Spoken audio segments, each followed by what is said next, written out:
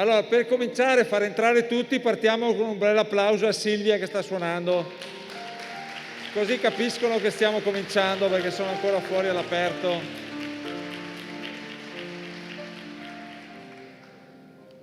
Quindi preghiamo tutti di prendere posto. Come vedete i posti sono sempre molto larghi, vedo delle facce nuove stamattina, quindi diciamo che stiamo svolgendo questo convegno ovviamente in massima sicurezza. Vi preghiamo di rispettare tutte le norme che vi verranno comunicate, assegnate e magari qualche volta imposte, perché penso che la tranquillità di tutti sia una delle prime cose, se non la prima. Quindi cominciamo subito questa mattina.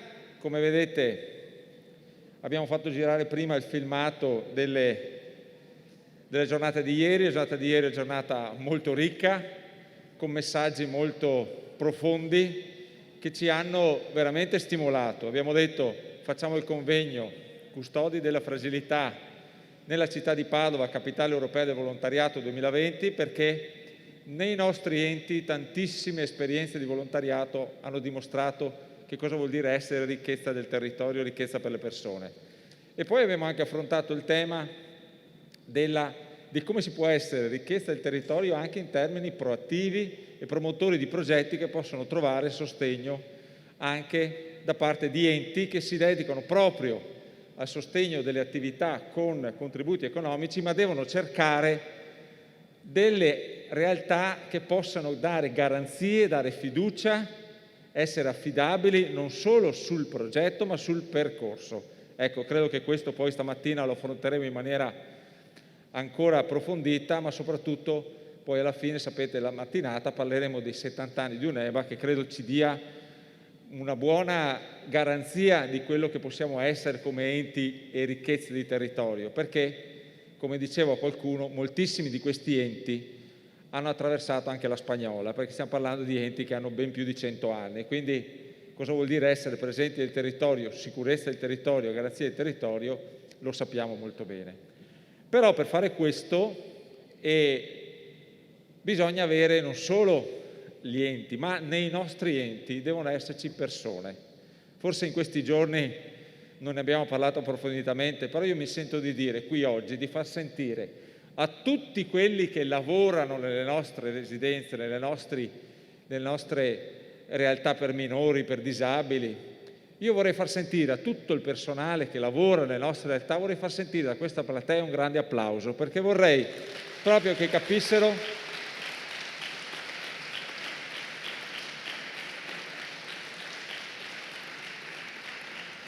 che noi siamo ben consci che custodi della fragilità abbiamo i nomi e i cognomi di chi agisce tutti i giorni. E proprio per questo abbiamo voluto all'inizio di questa giornata parlare di un percorso di formazione proprio per queste persone, per persone che si accingono a diventare, avere ruoli o vogliono crescere in ruoli di responsabilità. Quindi prego Patrizia Scalabrin, che della UNEBA Veneto è proprio l'incaricata di seguire questo percorso. Lei seguirà, vi presenterà questo percorso, questa iniziativa che all'interno di UNEBA Veneto è nata l'anno scorso, che ha visto già l'iniziativa avere un grande successo. Ci sarà una nuova edizione, ma ecco, ci premeva veramente farvi presente questa buona prassi proprio per lavorare in quel percorso di formazione delle figure di responsabilità. Credo che nel futuro da questo percorso non ci possiamo esimere. Quindi prego Patrizia, e quindi lascio la parola a lei che introdurrà il percorso di questa presentazione. Grazie.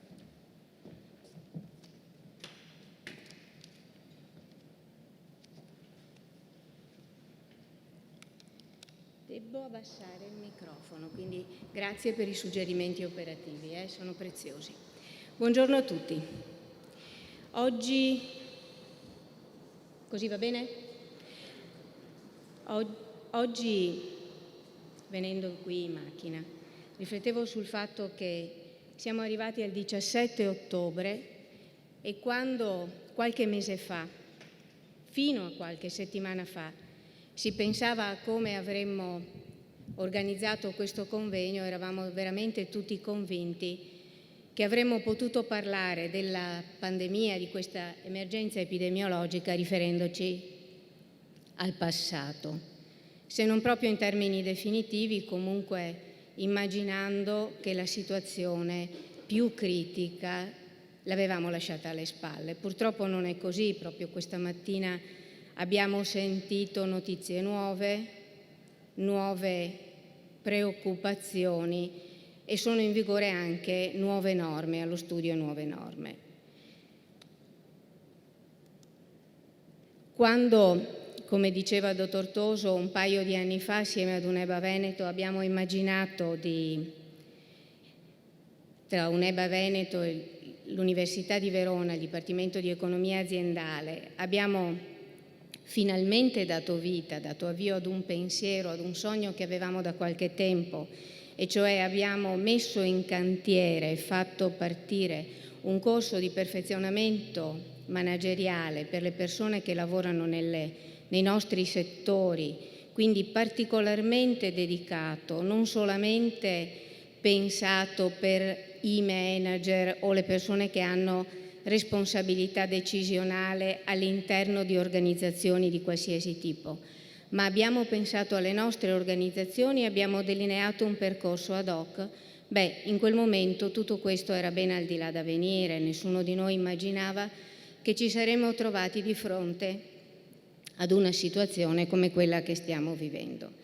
E se in quel momento quello che abbiamo immaginato aveva una sua forte giustificazione, riteniamo che oggi ce l'abbia ancora di più. In quel momento avevamo condiviso la consapevolezza che il sistema stava cambiando e che il cambiamento andava supportato da conoscenze e competenze nuove, perché quando il cambiamento arriva necessariamente si deve affrontare. O ci si trova preparati o si viene travolti dal cambiamento.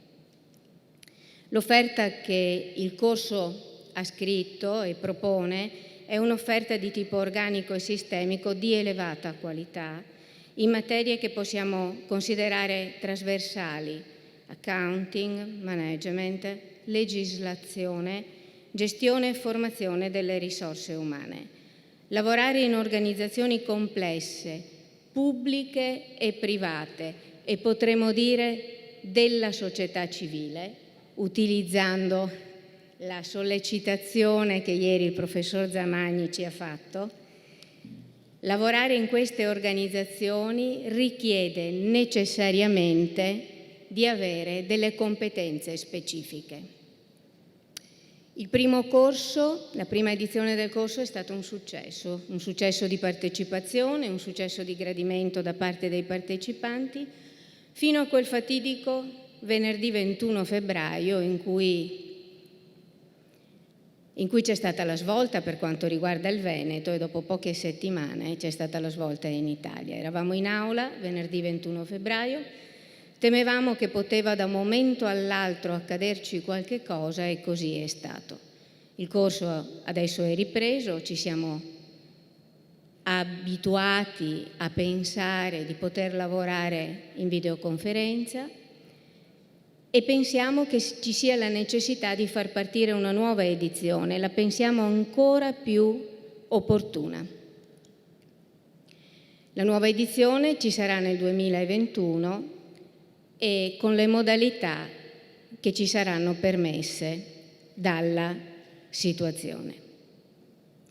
Questo perché il mondo sociosanitario si trova al centro di un dibattito che coinvolge l'esistenza stessa della RSA, che in alcune situazioni, e secondo qualcuno, vengono considerate addirittura il capro espiatorio di una situazione eccezionale. Noi lo capiamo questo bisogno di trovare il capro espiatorio, risponde all'umanissima esigenza di trovarlo un responsabile quando le risposte razionali non ce lo fanno trovare. Però potremmo dire che non si incanta nessuno. Che cosa è accaduto? È accaduto che ci siamo trovati davanti ad un evento eccezionale, imprevisto, ma che con tutta probabilità non era imprevedibile. e quindi non si può neanche gridare alla teoria del cigno nero, perché se non era imprevedibile avrebbe dovuto essere previsto.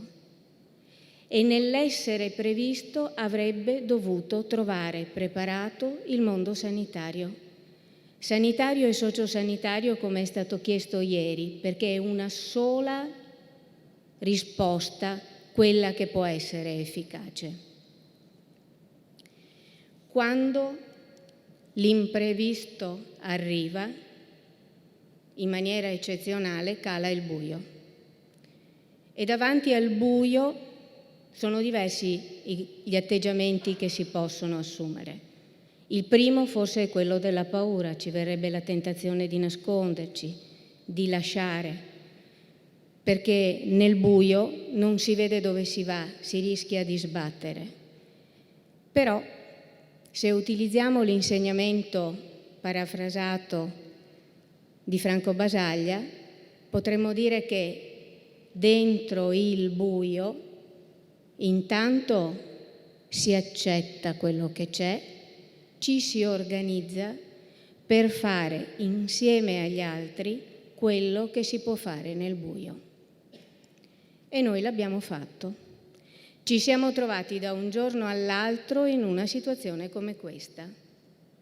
Questo è il primo gruppo di volontari, ho utilizzato foto della mia organizzazione, della mia struttura, il primo gruppo di operatori che in maniera del tutto volontaria ha deciso e si è proposto per continuare a fare il lavoro che aveva fatto fino a quel momento, con la consapevolezza di non sapere praticamente niente, ma di avere totale fiducia nei nostri confronti, in quello che gli andavamo a dire che doveva essere fatto. Next, please. Siamo stati anche capaci di farci fotografare così, pensando di conservare uno charme che con tutta probabilità non avevamo più. E quando parliamo di charme c'è chi ne ha sicuramente di più. Non abbiamo perso il sorriso. Alle nostre organizzazioni sono state richieste doti da grandi, flessibilità, velocità nell'apprendimento, adattamento al cambiamento e alle situazioni di giorno in giorno, resistenza.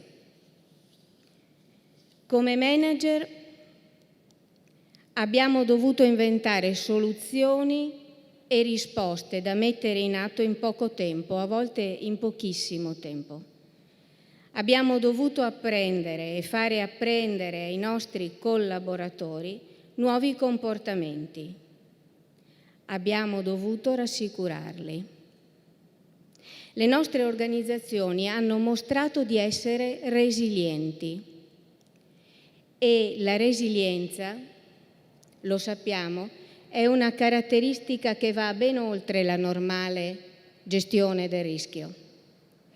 La resilienza è una dote che permette di guardare oltre, di imparare dalla situazione che si vive, di imparare da quello che vivono gli altri. Le organizzazioni resilienti sono organizzazioni forti. Sono organizzazioni flessibili e proattive. Vedono, anticipano, riescono a dare risposte e vedono anche delle nuove opportunità. Le organizzazioni resilienti sono darwiniane, come ha detto qualcuno, sono puro adattamento della specie. Un'organizzazione che apprende è un'organizzazione resiliente, un'organizzazione che si interroga sui cambiamenti dell'ambiente e dialoga con gli altri soggetti del mercato, è un'organizzazione che pensa al proprio futuro, non si isola, crea la rete. Poiché noi crediamo all'importanza di porsi le domande, perché nessuno ha risposte sicure, riteniamo che di tanto in tanto l'apertura di un dibattito profondo che metta in discussione affermazioni, visioni che fino a quel momento sono state date per scontate possa fare solo bene. Avere una visione aiuta a decidere la rotta.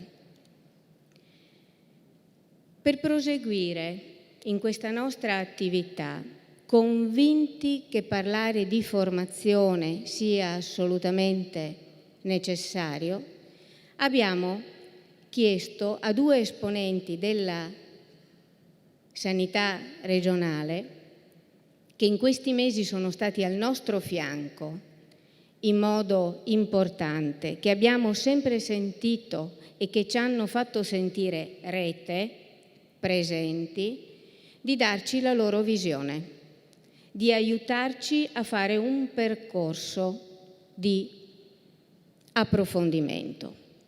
Il dottor Dalben non è riuscito ad essere qui oggi, ma ci ha mandato una sua intervista video alla quale risponde ad alcune domande che gli abbiamo poste relativamente alla situazione di oggi, al futuro, alla necessità di intraprendere percorsi di miglioramento.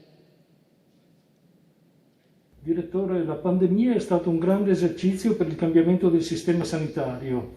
Ha evidenziato anche l'acquisizione della consapevolezza della fallibilità del sistema sanitario. In una situazione di questo tipo, quanto è importante consolidare la rete dei servizi per migliorare la capacità di risposta? Sì, buongiorno a tutti, grazie per l'invito, grazie per aver voluto che partecipassi a questo incontro. Sì, l'epidemia che stiamo vivendo in questi mesi, l'epidemia da coronavirus, ha messo sicuramente in evidenza come un'emergenza del genere, come un'epidemia del genere, come una pandemia del genere non può essere affrontata dalla singola struttura o dal singolo servizio. Non la può affrontare l'ospedale da solo, non lo possono affrontare da solo i medici di medicina generale, non la può affrontare da solo il sistema delle cure domiciliari da solo, non la può affrontare da sola il centro servizi. Quindi la parola d'ordine per poter affrontare in modo efficace un'epidemia di questo tipo, un'evenienza di questo tipo, è integrazione. Integrazione è una parola che spesso usiamo, con cui spesso ci riempiamo a volte a vanvera anche la nostra bocca, però è una parola che fa fatica a trovare applicazione e sostanza nel nostro sistema sanitario, nel nostro agire quotidiano, nell'ambito dei servizi sanitari e sociosanitari. Integrazione tra pubblico e privato, integrazione tra ospedale e territorio, integrazione tra enti e servizi. Quindi integrazione a vari livelli, integrazione che deve essere il motore che conduce il nostro agire. Il cuore dell'integrazione è il lavoro di rete e serve quindi, giustamente, come è stato detto, consolidare la rete dei servizi nel territorio. E per far questo occorre con decisione mettere in campo obiettivi condivisi da raggiungere, azioni condivise da attuare, attento monitoraggio dei risultati raggiunti e di conseguenza rivedere gli obiettivi, rivedere le azioni, rimonitorare, riprogettare, quindi un continua attenzione a quello che si fa ogni giorno. Per far questo serve una cabina di regia molto consolidata, molto affiatata, esperta, che possa appunto mettere insieme realtà sanitarie degli ospedali, realtà sanitarie del territorio, le realtà sociosanitarie dei centri servizi, ma anche le realtà sociali rappresentate dai comuni. Quando si parla di cambiamento si parla anche di conoscenza e di competenze. Per cambiare è necessario conoscere l'ambiente entro il quale ci si muove e agire con competenze nuove. Torna in campo anche il tema dei percorsi formativi. Per lavorare efficacemente in rete diventa importante, abbiamo detto, condividere obiettivi, azioni e verifiche di risultati, e quindi diventano importanti i percorsi formativi che possano portare le persone che lavorano all'interno della rete a condividere insieme i vari obiettivi, le variazioni e le modalità di verifica dei risultati. Quindi servono innanzitutto, ecco qua i punti da sviluppare nei percorsi formativi, competenze relazionali e competenze tecniche.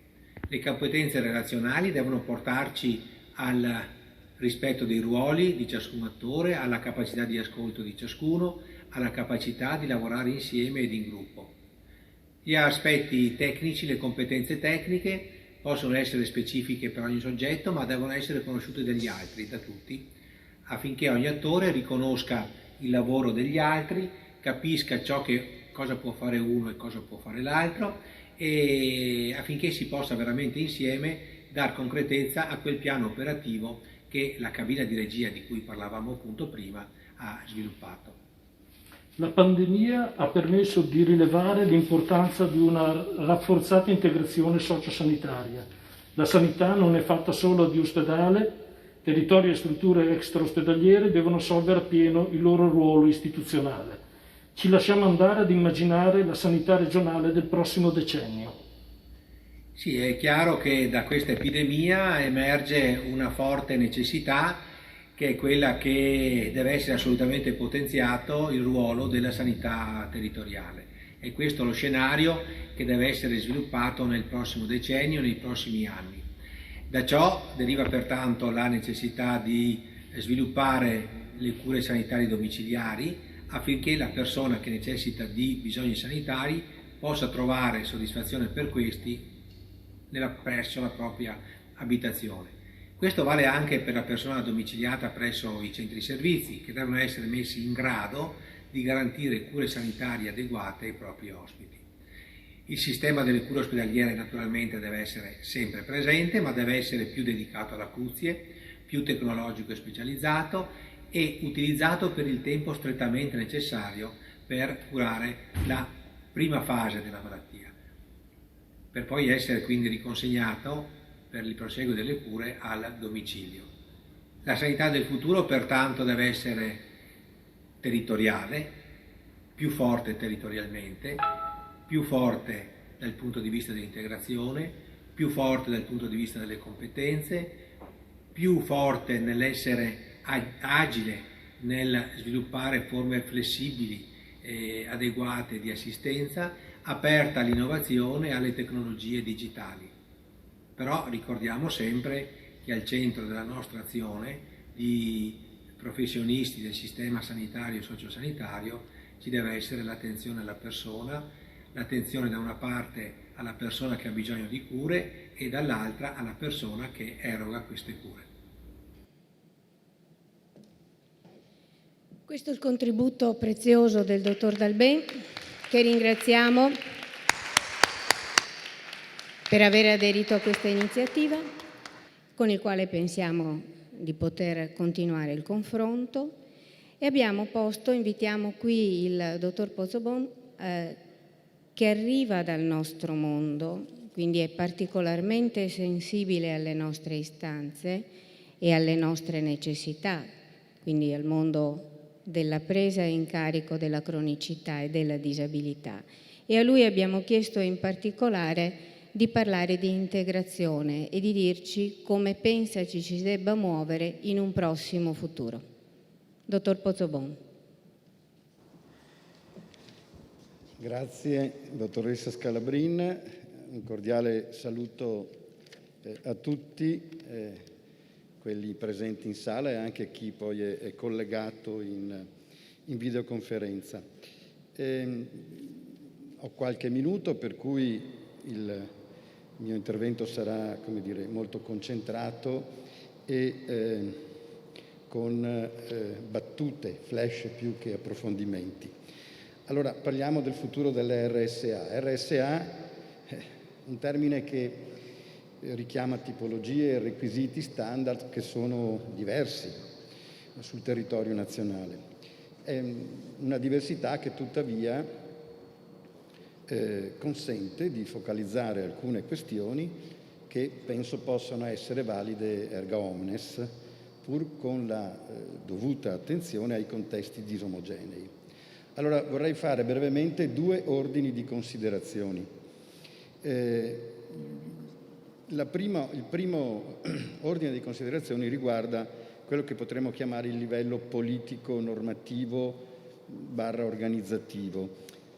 Allora, c'è una proposta molto radicale che è stata avanzata in questi ultimi tempi da parte di Don Vinicio Albanesi, penso molti di voi lo conoscono, insomma è il presidente della comunità di Capodarco, che nel suo recente pamphlet che si intitola Anziani deportati suggerisce di chiudere tutte le RSA nell'arco di 5-6 anni.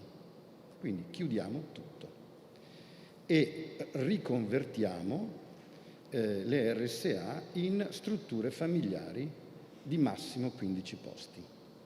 È un libretto di 27 pagine, ve lo potete, se non l'avete già visto, scaricare sul web ed è disponibile. Allora, a me pare che la cancellazione delle strutture sia abbastanza improbabile, certamente non nel breve periodo. Ecco, soprattutto pensando agli anziani con intenso fabbisogno assistenziale e sanitario che abitano oggi i centri servizi anziani, le strutture, le RSA. Direi che di questa proposta è sicuramente da cogliere positivamente la promozione di forme di abitare leggero, in grado di lavorare in modo personalizzato e orientato fortemente alla valorizzazione delle capacità residue degli ospiti. Ovviamente parliamo di un target che ha delle capacità residue. Esperienze di questo tipo esistono già, ci troviamo in un luogo in cui, già da tempo esperienze che possiamo far rientrare nel termine di co-housing, insomma, sono state avviate, ma ce ne sono in giro per l'Italia. Ecco, credo che queste vadano senz'altro moltiplicate, inserendole peraltro a pieno titolo nella rete dei servizi, con possibilità anche di accedere al Fondo Sanitario Nazionale per queste tipologie. Una seconda considerazione, ecco, quella riguarda gli standards organizzativi e di personale. Quelli richiesti dalle regioni, insomma, con qualche differenza, ma insomma, sono per lo più insufficienti per assicurare un'assistenza corretta. Appunto, le caratteristiche degli ospiti, come dicevamo prima, sono sempre più anziani e sempre più gravati poi da patologie complesse, richiedono un aggiustamento, senz'altro un aggiustamento del personale, soprattutto infermieristico, con la previsione anche di un'estensione della figura del direttore sanitario, oggi presente solo in alcune regioni.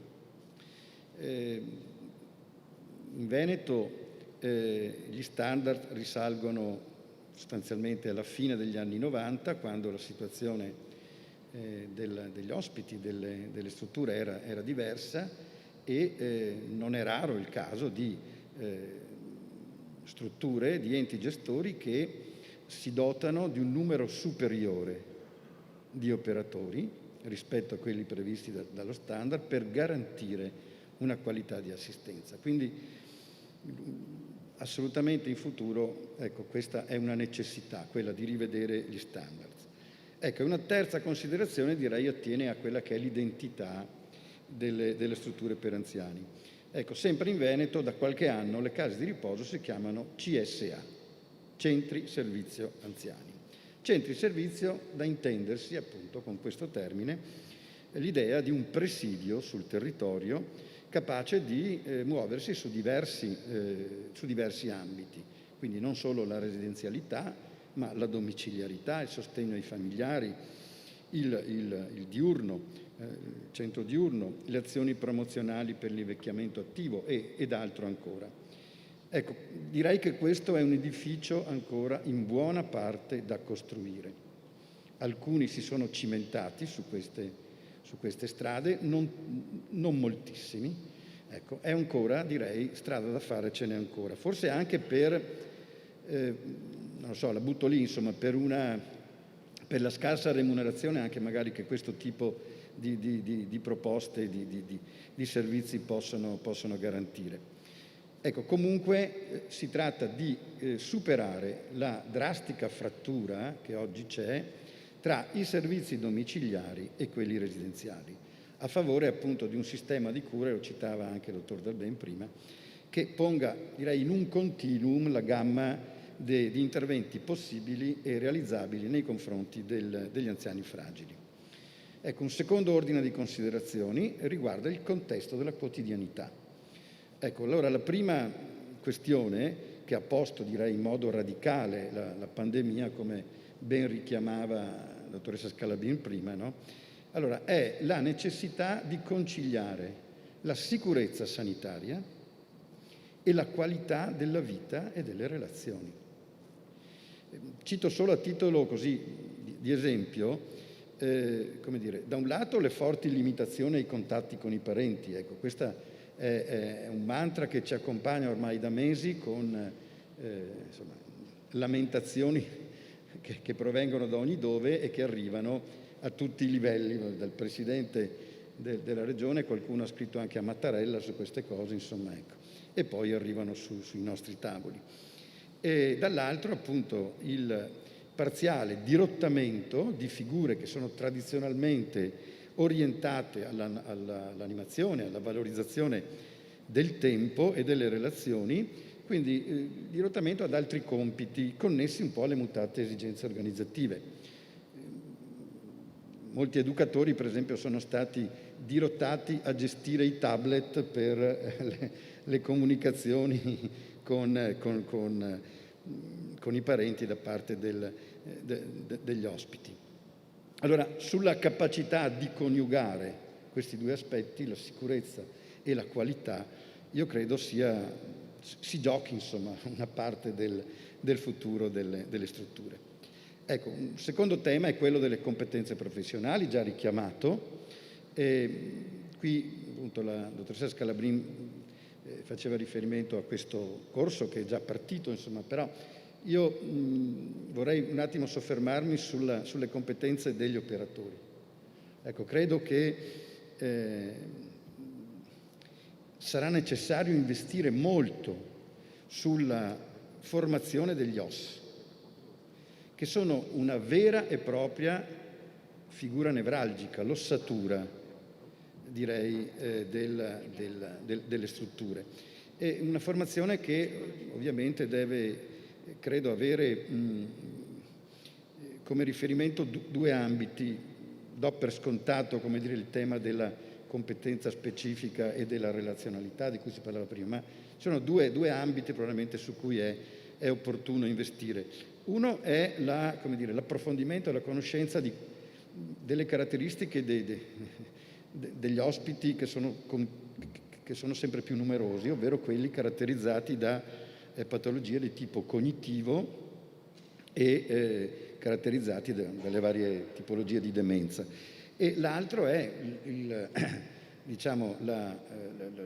l'avvicinamento, la capacità di rapportarsi con le nuove tecnologie in campo assistenziale. Penso appunto a tutta la questione della telemedicina, della teleassistenza, che sono appunto sempre più, come dire, pane quotidiano nel mondo sanitario, ma che credo sempre di più interessano anche le strutture residenziali.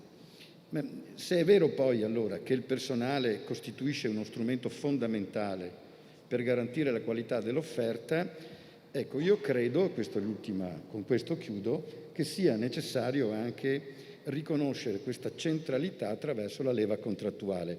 Riporto le parole di Marco Trabucchi, il presidente della Sezione Italiana di Psicogeriatria, dice: oggi il settore delle case di riposo, delle RSA, è una giungla delle retribuzioni. Dovrebbe esserci un contratto unico nazionale che le metta sullo stesso piano degli altri servizi sanitari. Non so se questa è fantascienza, però sicuramente è una problematica reale.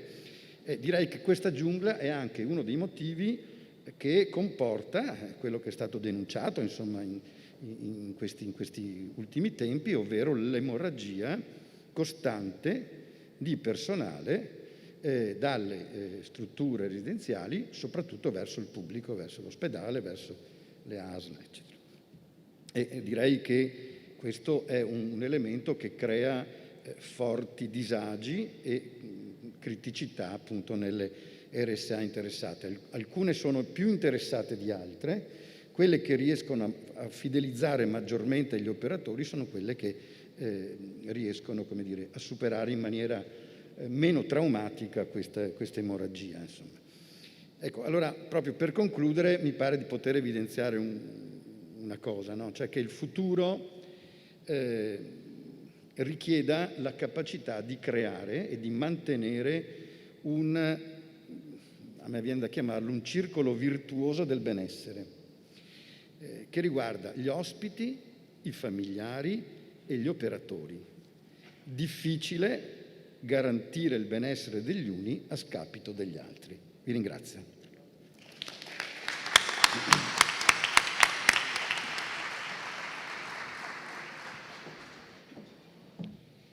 Grazie, io credo che le sollecitazioni siano state veramente molto interessanti.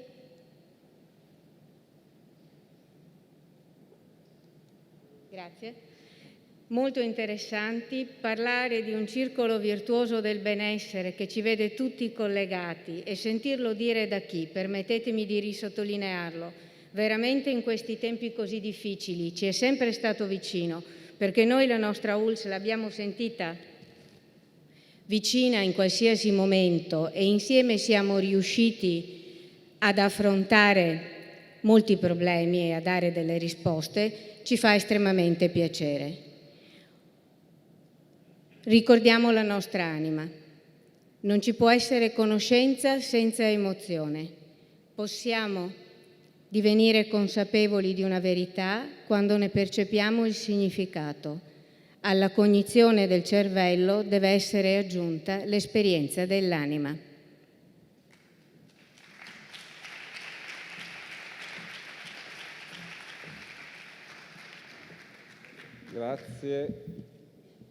Grazie Patrizia e grazie di aver organizzato questa presentazione così. Però mi ha stimolato due riflessioni. Allora, attenzione alla persona, vorrei ricordare che tutte le residenze delle ONLUS e di UNEBA sono una diversa dall'altra, perché c'è attenzione alla persona. Il profit fa container uguali per risparmiare i soldi, quindi quello capisco che crea una difficoltà nel percepire vicina alla realtà, quindi la riflessione ce l'ha proprio stimolata molto bene. E l'altra cosa che mi sento di dire, perché lo dico pubblicamente, se tutti i funzionari pubblici fossero come lei forse faremo qualcosina di più noi che siamo creativi, perché come ricordava il nostro Presidente ieri, il contratto UNEBA è l'unico contratto che prevede al suo interno l'attività domiciliare. È l'unico. E che cosa dice questo? Dice che gli enti onlus no profit, e permettetemi di aggiungere di ispirazione cristiana, hanno sempre guardato oltre perché hanno delle grandi radici. Quindi l'unica cosa che ci manca, e mi rivolgo proprio a lei e al dottor Dalbè, è sederci al tavolo insieme a progettare, non arrivare dopo. Questo è solo l'unica cosa che chiediamo e credo che lei ci abbia un po' stimolato, perché si parla di integrazione, flessibilità, competenze, territorio, innovazione.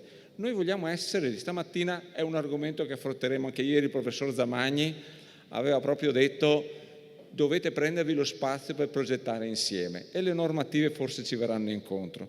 Quindi la ringrazio molto e in merito al rapporto con i familiari il nostro Presidente ieri citava una nostra ricerca che promuoveremo fra non molto, dove il 95% dei 1500 familiari intervistati direttamente all'Università di Padova per conto nostro ha detto: al primo posto mettiamo la sicurezza.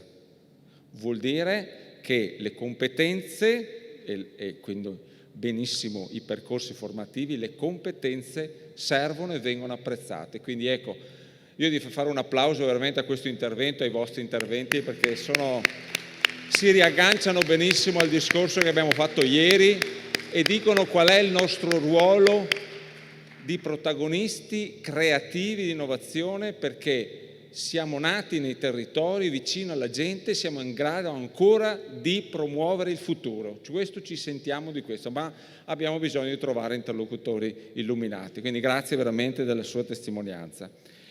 Ecco, nel frattempo volevo dirvi che la dottoressa Fiaschi per alcune difficoltà non è riuscita a essere presente oggi, ma ovviamente ci ha tenuto a fare la sua intervista, quindi finché prepariamo l'intervista sentiamo 2 note musicali di Silvia, intanto finché prepariamo l'intervista, e sentirete proprio una riflessione di aggiornamento sul percorso della riforma del terzo settore, di cui noi facciamo orgogliosamente parte,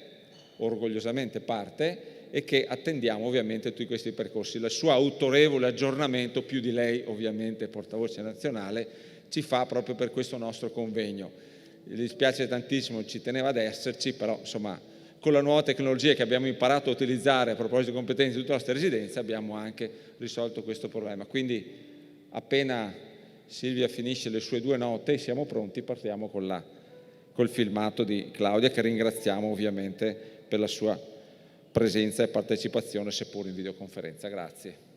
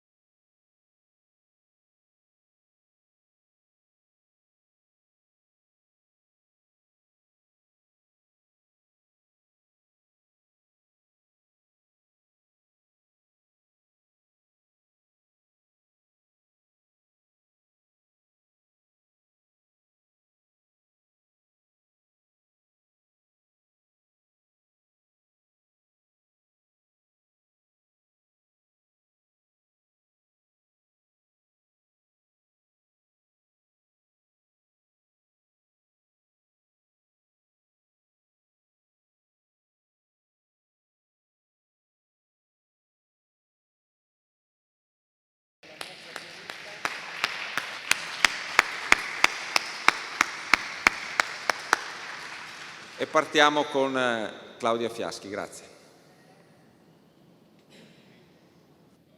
Buongiorno a tutti, innanzitutto mi scuso per non poter essere presente fisicamente, ma purtroppo questa emergenza non ci lascia così liberi di partecipare agli eventi in presenza che pure faticosamente stiamo cercando qua e là di organizzare come voi.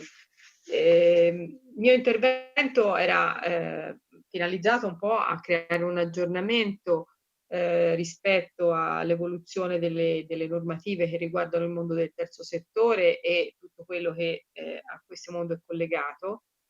Innanzitutto è chiaro che stiamo parlando di un mondo che si trova in questo momento in una fase particolare, inutile dirsi che siamo non solo dentro una riforma che da molti anni cerca di ridisegnare un assetto del mondo del terzo settore coordinato, e dall'altra però siamo anche nel mezzo di una grande emergenza sociale che ha fortemente messo alla prova gli enti di terzo settore da tutti i punti di vista, delle loro modalità operative, della loro capacità di sostenere la propria attività, di gestione delle proprie relazioni all'interno della comunità. Quindi in questo momento riflettere sull'evoluzione normativa e sulle opportunità che in qualche modo si stanno avvicinando con l'evoluzione della riforma del terzo settore, ma anche con tutte le misure collegate alla Next Generation EU, per esempio, o al bilancio comunitario e quindi alle risorse di natura comunitaria che arriveranno nei propri 7 anni, rappresenta oggi una riflessione che tutti gli enti devono, secondo me, aprire non soltanto rispetto al breve, ma anche al lungo periodo.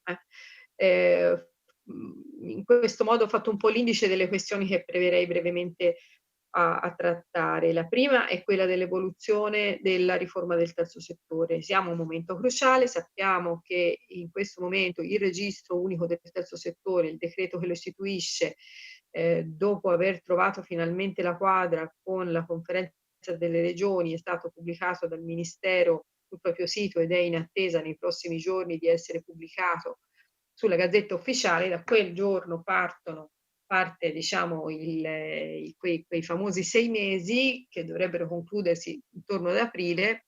E che cosa succederà da quei 6 mesi? Da quei 6 mesi avremo finalmente la piattaforma informatica con cui Unioncamere gestirà i dati relativi agli enti di terzo settore, avremo tutte le sezioni del registro. Nei prossimi mesi abbiamo in programma alcune incontri proprio per cominciare a vedere delle preview di come verrà costruita la piattaforma di gestione dei dati. Partirà fra 6 mesi il tempo in cui ovviamente cessa l'iscrizione degli enti agli albi e ai registri regionali e inizierà la cosiddetta trasmigrazione dai registri regionali degli ODV e degli APS verso il registro unico nazionale. Passerà anche la trasmigrazione dei dati dal registro nazionale degli APS verso il registro unico del terzo settore e inizierà il trasferimento dei dati anagrafici dal registro delle ONLUS al registro unico del terzo settore, anche se voi sapete che per le ONLUS c'è un tempo di 1 anno per andare poi a decidere in quale, per le ONLUS che ovviamente non hanno già chiarezza in qual è la sezione del registro in cui iscriversi, per quelle ONLUS ci sarà 1 anno di tempo per determinare in quale sezione del registro andarsi a iscrivere. Questi sono gli elementi di tempistica e anche la timeline con cui entrerà in attuazione il registro, tenendo presente che quindi con il decreto che il Ministero potrebbe far uscire intorno a marzo, questo abbiamo diciamo capito le intenzioni del Ministero nel Consiglio nazionale del terzo settore che si è tenuto stamani e che si è tenuto ieri. Il decreto punterà ovviamente segnerà in quel caso alla fine di marzo la fine del lavoro dell'iscrizione degli enti terzo settore ai registri regionali e darà inizio all'iscrizione al nuovo registro. Chiaramente in questo momento è quindi particolarmente necessario, ed è quello che noi abbiamo rappresentato anche nel Consiglio nazionale alla ministra e alla direzione, da una parte una buona regia da parte del Ministero concordemente con le regioni per far sì che l'applicazione dell'inserimento del registro avvenga in maniera omogenea in tutto il territorio nazionale, sia inclusivo, cioè non metta fuori alcuni enti e che in questi 6 mesi si possa effettivamente continuare ad iscrivere per esempio i nuovi enti all'interno del registro unico del terzo settore. Dall'altra è chiaro che abbiamo fortemente richiesto una proroga dei termini del 31 ottobre, sapendo che la data del 31 ottobre da una parte è una data che non è diciamo, non è l'ultima deadline in cui si possono cambiare gli statuti, ma è semplicemente l'ultima data in cui si possono cambiare gli statuti utilizzando le maggioranze semplificate per l'approvazione dei nuovi statuti, e quindi con una procedura decisamente più semplice dal punto di vista delle della gestione dell'assemblea dei soci degli enti. Ma evidentemente anche dopo il 31 ottobre sarebbe comunque possibile effettuare le modifiche statutarie, ovviamente non con queste maggioranze qualificate. Su questo il Ministero ha risottolineato che la circolare è chiara, che da questo punto di vista quindi la scadenza del 31 ottobre è semplicemente legata alla possibilità per gli enti di fare quei cambi statutari con maggioranze semplificate, e che gli statuti possono anche essere modificati in fase successiva, ma abbiamo rinvenuto una buona disponibilità da parte del Ministero di cercare immediatamente un veicolo normativo su cui appoggiare un'eventuale proroga che potrebbe essere effettivamente effettuata intorno a marzo, aprile, insomma, quindi verso la scadenza anche dei tempi con cui entrerà in efficacia il registro. Questo rispetto al registro del terzo settore, che ovviamente lascia comunque aperta un grosso elemento di riflessione. Anche questo lo abbiamo rappresentato con forza ieri nell'incontro col Ministero del Lavoro, rispetto all'avanzamento del dispositivo fiscale che regola il mondo del terzo settore, in particolare gli enti del 117. In particolare ci sono in sospeso alcuni provvedimenti, il 6, che è l'articolo che disciplina le attività diverse, che in questo momento ha avuto l'approvazione formale del MEF ed è di nuovo al parere del Consiglio di Stato per la definitiva approvazione. Speriamo che questo decreto veda la luce, perché insomma ha avuto un percorso un po' travagliato.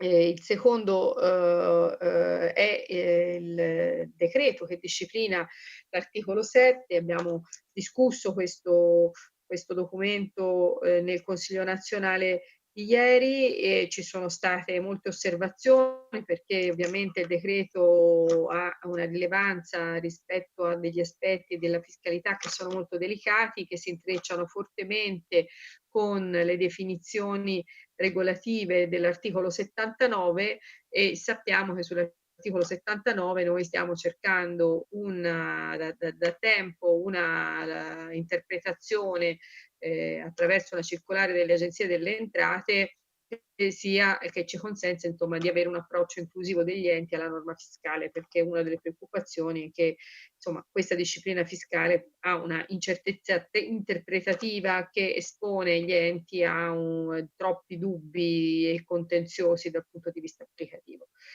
Su questo voglio dirvi che abbiamo fatto anche un incontro con l'Agenzia delle Entrate, con la direzione dell'Agenzia delle Entrate, cercando appunto di far comprendere come in questa fase sia importante che l'accesso degli enti al registro unico del terzo settore sia il più possibile inclusivo, e che quindi la disciplina fiscale deve premiare e deve sostenere l'accesso degli enti al registro, e non può essere in questo momento l'elemento selettivo. Evidentemente è un lavoro ancora incompiuto, sul quale non possiamo dire di avere già raggiunto il bersaglio. Crediamo insomma quali sono i prossimi passaggi su questo. Il prossimo passaggio è sicuramente quello di richiedere, come abbiamo già fatto all'interno del Consiglio nazionale del terzo settore, un incontro congiunto MEF e Ministero del Lavoro, per poter discutere complessivamente del quadro fiscale che riguarda gli enti di terzo settore, in modo da cercare di avere una norma coordinata, una norma armonizzata, che metta in condizioni entro la fine dell'anno gli enti di avere finalmente contezza di qual è il quadro fiscale in cui si inseriscono le attività, e quindi di potersi orientare al meglio in termini di scelte sia di statutarie che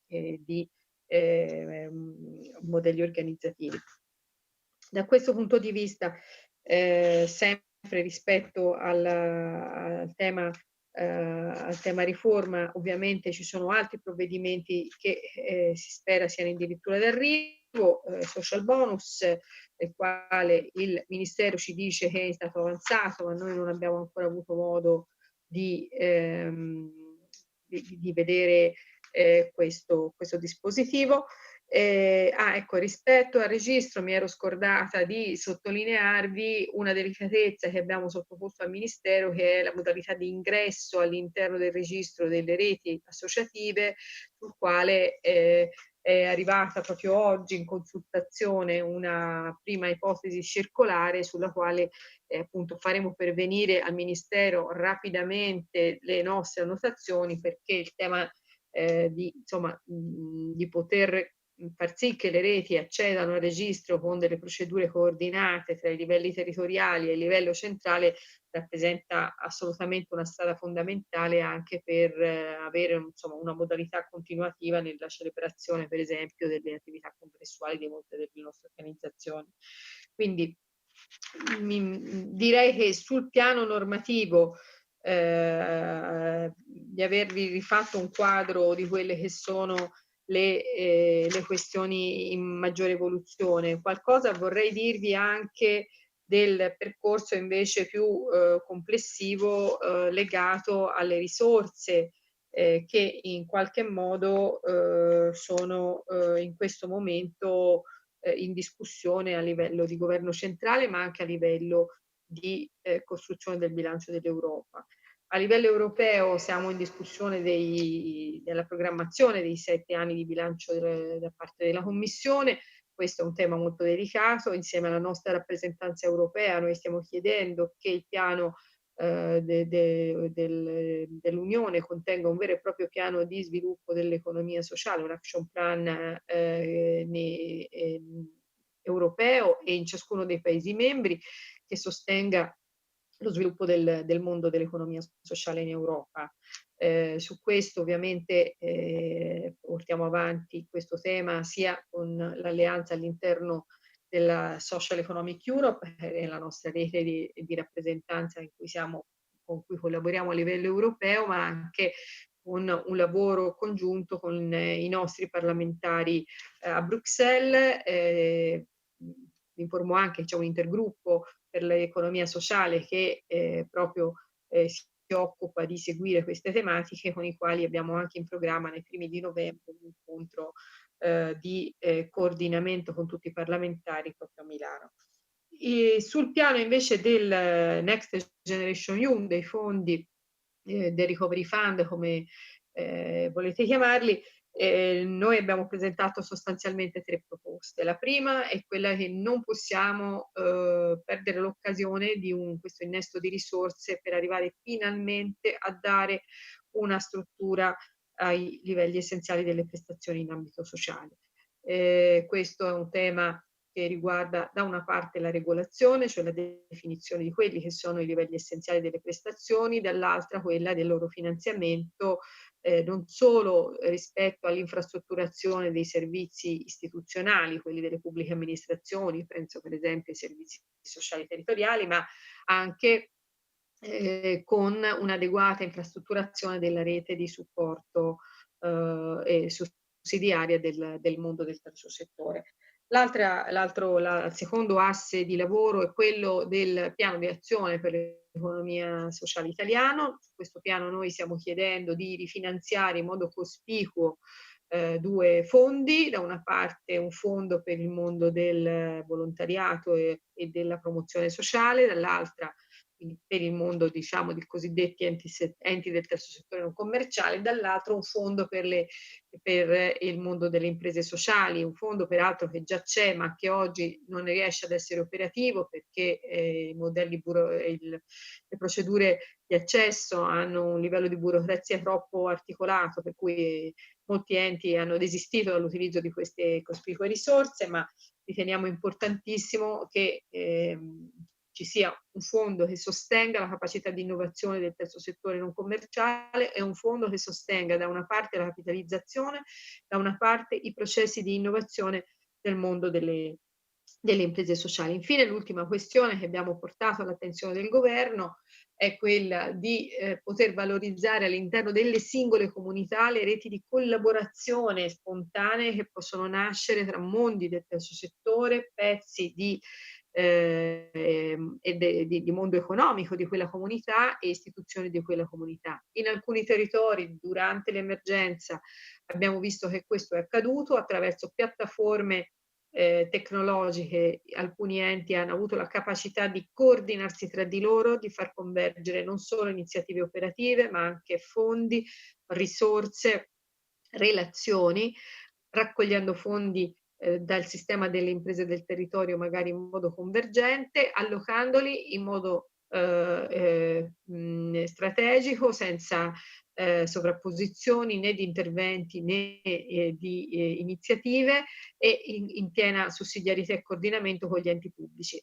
Pensiamo che questa possa essere una rete di nodi di protezione civile, sociale, proprio come abbiamo quella della protezione civile, che ci potrà consentire non solo di lavorare meglio tutti i giorni quando non ci sono emergenze, ma soprattutto di coordinarsi al meglio anche quando ci sono emergenze come queste che hanno messo a dura prova anche la nostra capacità di impatto, di lavoro, di servizio all'interno delle nostre comunità. Su questi 3 piani stiamo interloquendo ovviamente con il Ministero del Lavoro, con la Presidenza del Consiglio, ma anche con il Ministro Amendola, che ovviamente è il Ministero responsabile dei negoziati con l'Europa. Riteniamo e ci auspichiamo che queste nostre richieste possano trovare uno spazio di ascolto all'interno del piano che il governo sposerà e speriamo che possano essere le azioni che servono anche ai nostri enti per innestare una marcia in più dopo un'emergenza che ci ha provato in maniera consistente. Resta che in questo momento sono comunque attive le misure, quelle più straordinarie, varate dal governo nell'ambito dell'emergenza, e qui mi riferisco in particolare ora ai fondi al rifinanziamento del fondo con più di 100 milioni dell'articolo 72, quello che finanzia il mondo del volontariato e delle associazioni di promozione sociale, o a tutte le misure che sono state in qualche modo estese dal mondo delle imprese al mondo del terzo settore. Abbiamo evidenziato alcuni problemi applicativi rispetto ad alcune di queste misure, mi riferisco in particolare all'ecobonus, che sarebbe sicuramente molto interessante per molte delle nostre realtà, ma ha delle difficoltà applicative per alcune tipologie di enti o per alcune tipologie di beni, sui quali stiamo appunto interloquendo con l'Agenzia delle Entrate, ma anche con il Ministero, per vedere di trovare insomma delle strade per estendere effettivamente, non solo politicamente, ma anche effettivamente queste misure al mondo del terzo settore, perché rappresenterebbe una grandissima opportunità per riqualificare anche alcuni dei nostri patrimoni immobiliari. Credo di avervi fatto una panoramica sufficientemente esaustiva. Mi scuso ancora per non essere con voi e quindi per non poter rispondere alle eventuali domande di approfondimento che sicuramente ci sarebbero state, e vi auguro un buon lavoro e vi saluto con un abbraccio. E il vostro lavoro è prezioso, un abbraccio quindi ancora più forte, perché ciò che accade nelle vostre realtà è in questo momento uno dei punti nevralgici delle nostre comunità. Grazie e buon lavoro a tutti.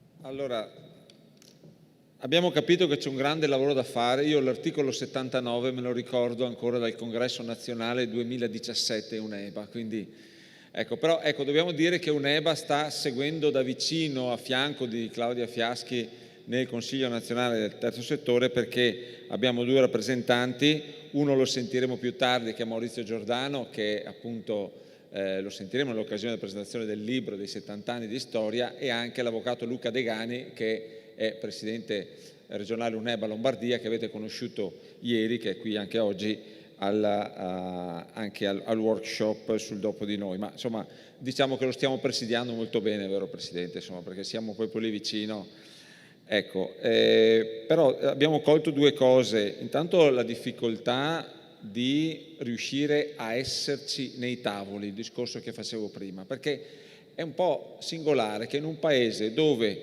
si dica sempre che l'energia viva del paese sono quelli del terzo settore e poi li si chiami al tavolo quando è tutto finito. Allora, questa cosa che ieri il professor Zamagni ha detto molto bene, ha detto: se volete raccogliere energie vive dovete metterle al tavolo insieme con voi subito, perché loro potrebbero darvi una grande spinta. E quindi ci facciamo un grande applauso, perché lo facciamo arrivare a Claudia Fiaschi per dire: dobbiamo esserci, dobbiamo rappresentarci, dobbiamo dire la nostra. Però ieri ci hanno detto anche un'altra cosa: ma dobbiamo avere le modalità giuste, dobbiamo avere un metodo, anche nella ricerca di sostegno dobbiamo avere una capacità organizzativa, una proposta, un'affidabilità e delle competenze che abbiamo visto stamattina. Dobbiamo essere capaci e magari, per esempio, perché non proporre questo percorso formativo per essere proprio un elemento che viene proposto per essere sostenuto economicamente da un tessuto territoriale che crede veramente nello sviluppo del terzo settore, sostenendo economicamente, tirando fuori i soldi di tasca per sostenere questi ragazzi che possono crescere e far crescere la nostra realtà e far star meglio tutti, discutere con i funzionari pubblici da protagonisti, essere capaci di proporre. Questo mi sembra una buona idea da proporre e questa sarà una delle cose che faremo, perché ieri ci hai detto ci vuole un metodo, ci vuole un progetto, ci vuole un'affidabilità. Su questo progetto credo che tutta l'UNEBA ne abbia una buona rappresentanza. Adesso chiamiamo qui a parlare Felice Scalvini, che ovviamente non rappresenta solo è presidente di Assifero, che è l'Associazione Italiana delle Fondazioni ed Enti di Filantropia Istituzionale, che non è venuto qui con la borsa stamattina ovviamente, perché non è questo lo scopo, ma anzi abbiamo imparato, come dicevo prima, che dobbiamo avere un progetto, dobbiamo avere delle idee, dobbiamo essere capaci di proporle. Quindi abbiamo voluto che questa mattina di parlare proprio con chi rappresenta questi enti. Grazie.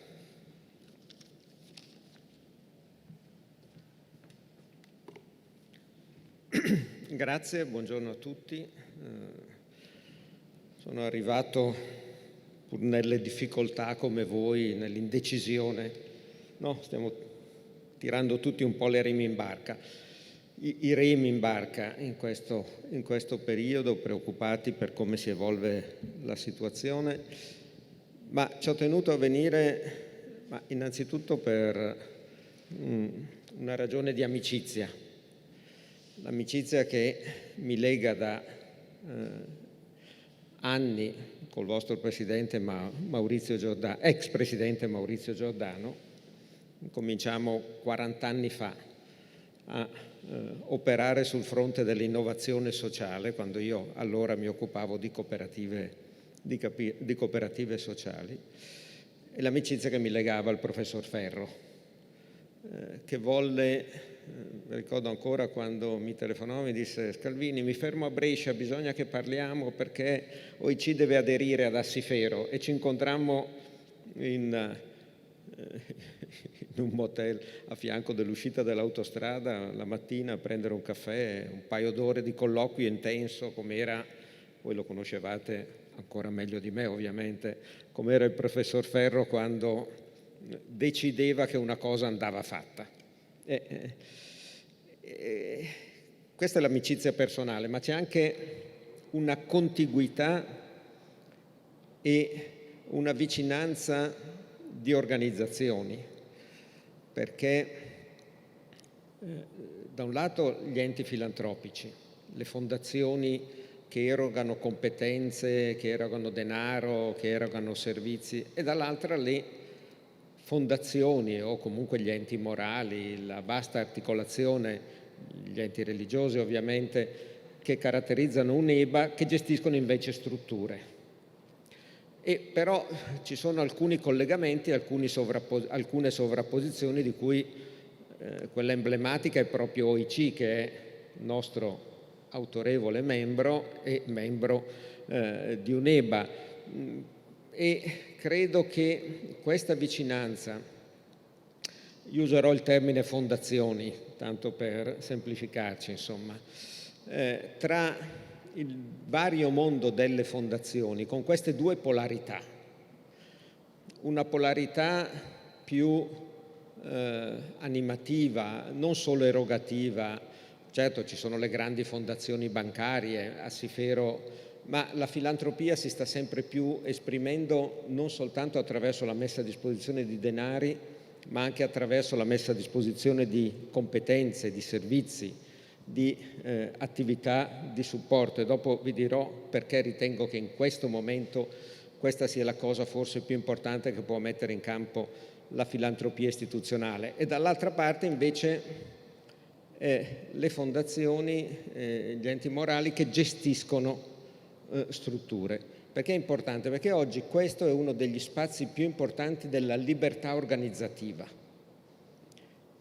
E libertà organizzativa oggi, ho sentito varie volte l'eco di questo elemento, rappresenta lo spazio più interessante per innovare e per trovare nuove soluzioni a una situazione che è in profondo cambiamento.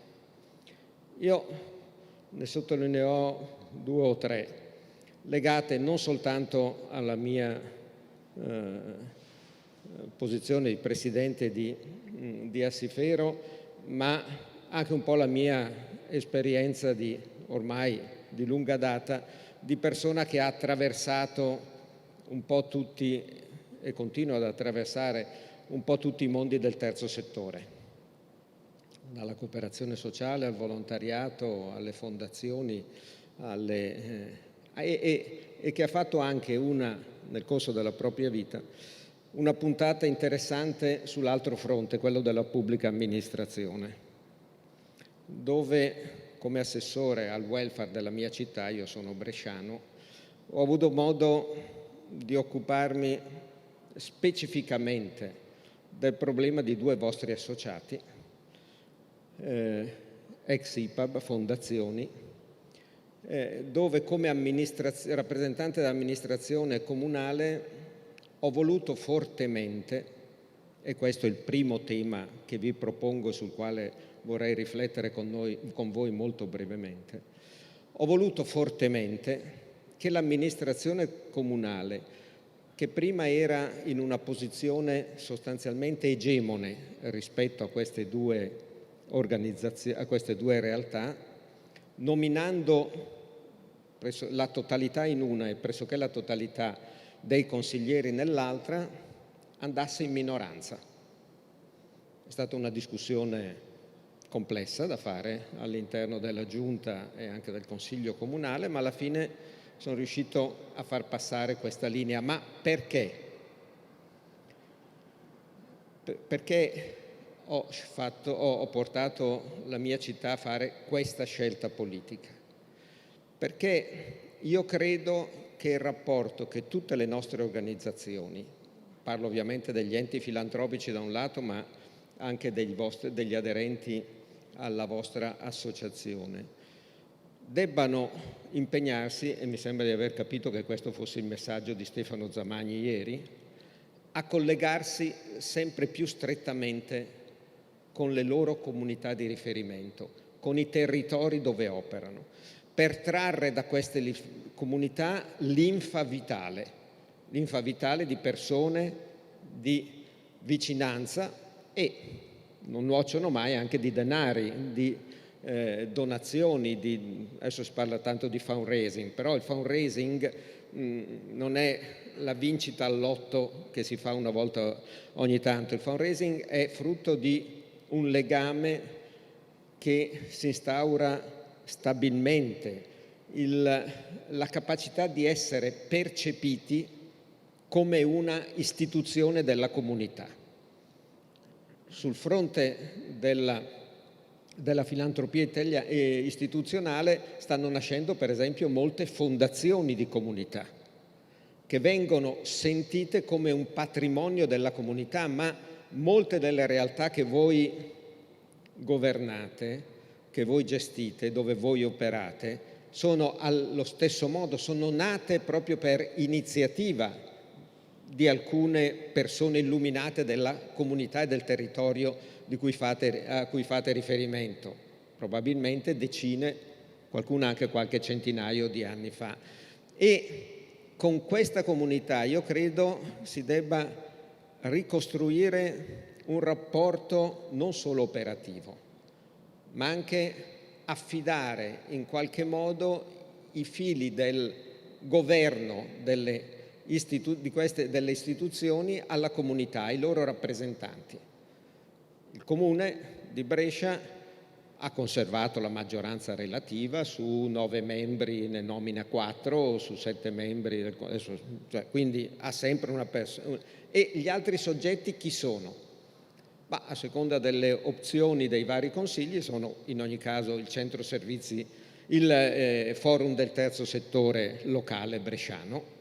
Non a caso abbiamo appena finito di sentire Claudia Fiaschi, sono i rappresentanti degli atenei bresciani, dell'università, di altre organizzazioni storiche della filantropia istituzionale bresciana, insomma sono vari soggetti e tutto questo aiuta a far sentire le organizzazioni sempre di più da parte del territorio, della comunità di riferimento come cosa loro, cosa che almeno io credo, ma la concedo a voi, la metto qui come una riflessione, ma per la mia esperienza non avviene quando l'intermediazione di governo è un'intermediazione sì amministrativa, ma sostanzialmente politica.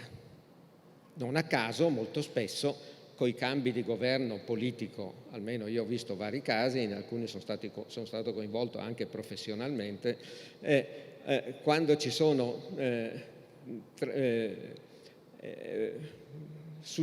cambiamenti di quadro politico si determinano discrasie, problemi, ribaltoni anche all'interno delle organizzazioni di riferimento. Noi invece abbiamo bisogno per le nostre realtà di non essere legati a nessuna vicenda politica, di essere percepiti stabilmente come un patrimonio collettivo, un bene comune, per usare un termine che viene molto usato di questi termini.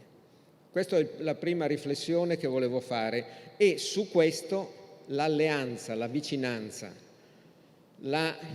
anche integrazione, non solo per il finanziamento di alcuni progetti, ma anche per costruire disegni comuni e anche eventualmente assetti comuni di governance con gli enti filantropici del territorio, che sono tanti, che sono un esempio di totale indipendenza e spesso di forte legame col territorio, possono essere particolarmente utili.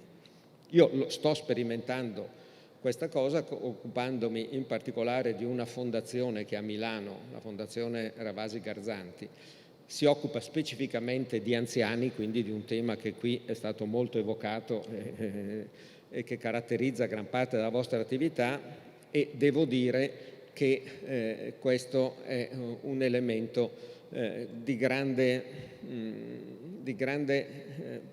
potenzialità in una città pur complessa e grande come Milano. Seconda riflessione che voglio sottoporvi, che ha a che fare con quello che diceva Claudia Fiaschi e che è stato anche poi richiamato il tema, e mi sembra che anche questo si colleghi, d'altronde abbiamo molte frequentazioni e non mi stupirebbe che vengano lette molte assonanze con quello che diceva Stefano Zamagni.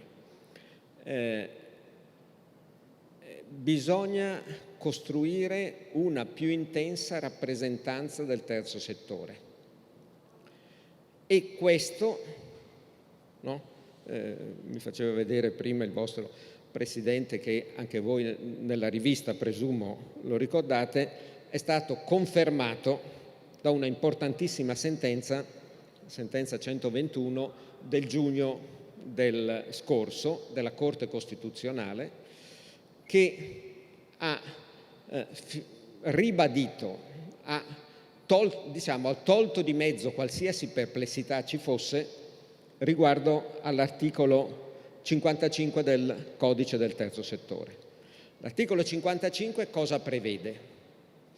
Prevede che le amministrazioni pubbliche, quindi in particolare quelle locali, i vari livelli, no? Dai comuni, anche le ATS, insomma, nella loro attività di programmazione e progettazione dei servizi devono stimolare, favorire e riconoscere la possibilità di partecipazione, anzi l'obbligatorietà della partecipazione degli enti del terzo settore, partendo dalla coprogrammazione. E guardate che coprogrammazione significa mettersi a fare qualcosa di diverso rispetto a quello che abbiamo fatto, mi ci metto dentro anch'io, come organizzazioni fino adesso.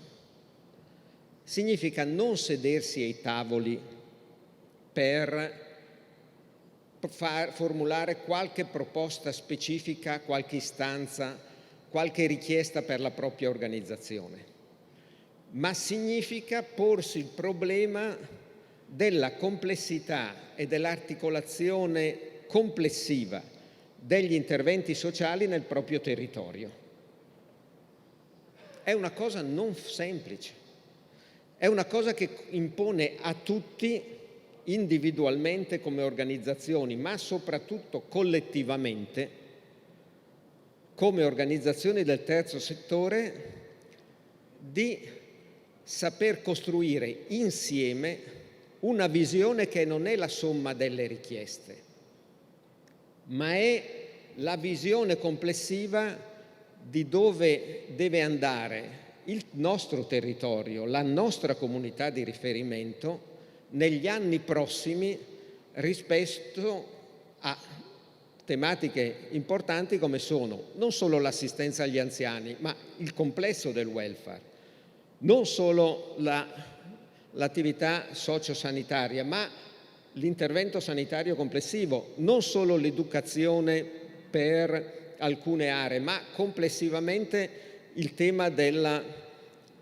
ricchezza.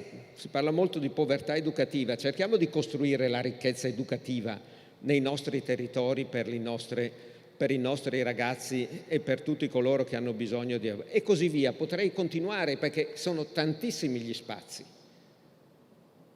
Se andate a prendere l'articolo 5 del codice del terzo settore ci sono 25 punti e se andate a leggerli tutti sono tutti punti nei quali le organizzazioni di terzo settore, gli enti di terzo settore sono chiamati ad avere insieme un punto di vista collettivo, maturo, evoluto rispetto alla evoluzione complessiva l'evoluzione che deve determinarsi sul proprio territorio, perché questa è programmazione. E per far questo è fondamentale che sappiamo autoconvocarci. Non possiamo aspettare che sia la pubblica amministrazione che doverosamente dovrà farlo per creare dei tavoli, ma se non impariamo prima a collaborare, a coprogrammare, a coprogettare tra di noi sulla base di un comune sentire, di una comune etica della responsabilità nei confronti dei nostri territori, superando noi per primi la spinta a cui siamo stati costretti anche dalle pubbliche amministrazioni, e questa storia dovrebbe finire, per cui siamo stati messi in competizione gli uni con gli altri, in gara. No, questo tema delle gare. Io quando sono diventato assessore, alcuni forse lo sanno già, ho dichiarato Brescia città zero gare. E in 5 anni non abbiamo fatto una gara. Siamo andati all'accreditamento di tutto e tra l'altro questo ha dato grande respiro soprattutto alla connessione tra strutture residenziali e servizi domiciliari per gli anziani della mia città. E tra l'altro con un enorme vantaggio, che è il consuntivo della città zero gare dopo 5 anni è stato 0 ricorsi. Perché? Perché se tu proclami la pace tra le organizzazioni, se tu solleciti la collaborazione, le organizzazioni smontano gli uffici legali che sono pronti a fare un ricorsino tutte le volte che si arriva a secondi. Chi ormai si nega nel caso di una gara di fare un ricorso? Quante sono le risorse messe in campo dalle diverse organizzazioni per tutelare i loro interessi nei confronti degli altri enti del terzo settore? Quanto c'è bisogno di una formazione diversa, che sia una formazione che formi alla collaborazione e non alla competizione. Io credo che sia fondamentale il messaggio che è stato dato in apertura questa mattinata, per cui ci vuole formazione specifica, particolare, e come formazione manageriale è fondamentale una formazione che aiuti chi gestisce a vedersi come parte di un disegno complessivo che non deve essere costruito da altri, dalla pubblica amministrazione, ma che noi dobbiamo saper costruire. E per far questo bisogna costruire alleanze anche con i centri di ricerca, con gli atenei del territorio, con i luoghi di competenza, perché dobbiamo costruirci una visione ampia. E questo è uno dei punti particolari sulla quale, come presidente di Assifero, insieme al segretario generale, alla vicepresidente vicario, tutto il Consiglio, stiamo molto insistendo.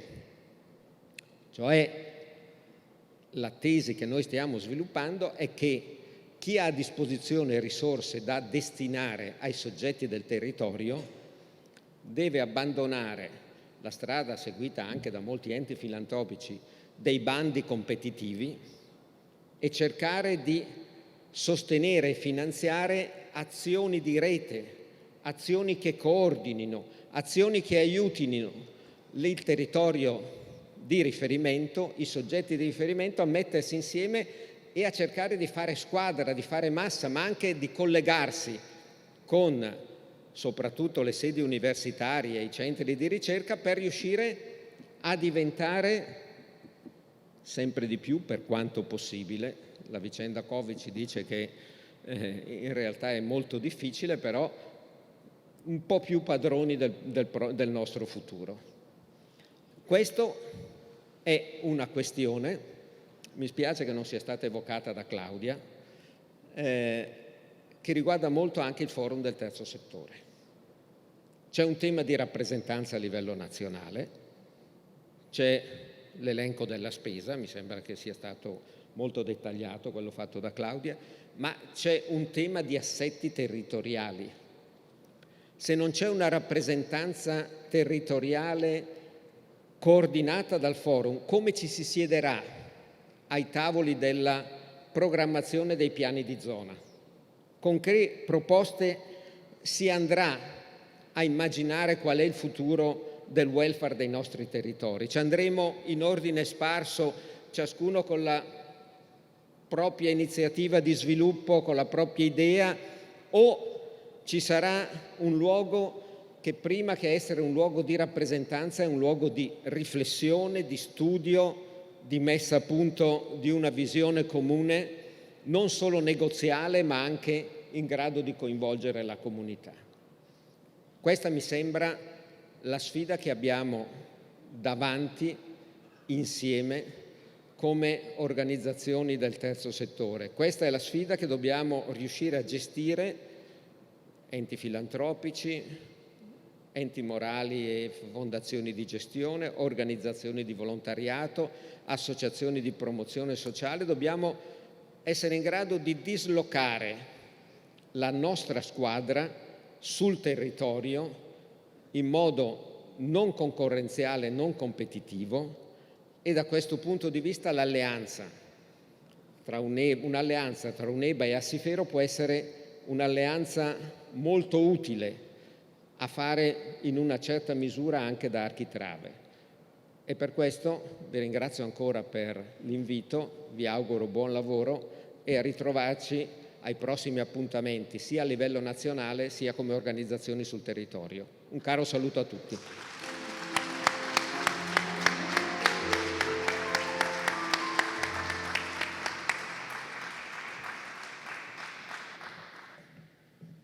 Grazie, proprio perché ci ha detto dobbiamo essere sempre più noi stessi e sempre più uniti. Quindi il ruolo dell'associazione UNEBA è fondamentale ed è fondamentale all'interno dei forum del terzo settore dove siamo presenti. Quindi questa visione associativa non è una visione, come dire, oltre, ma è la natura stessa delle nostre realtà.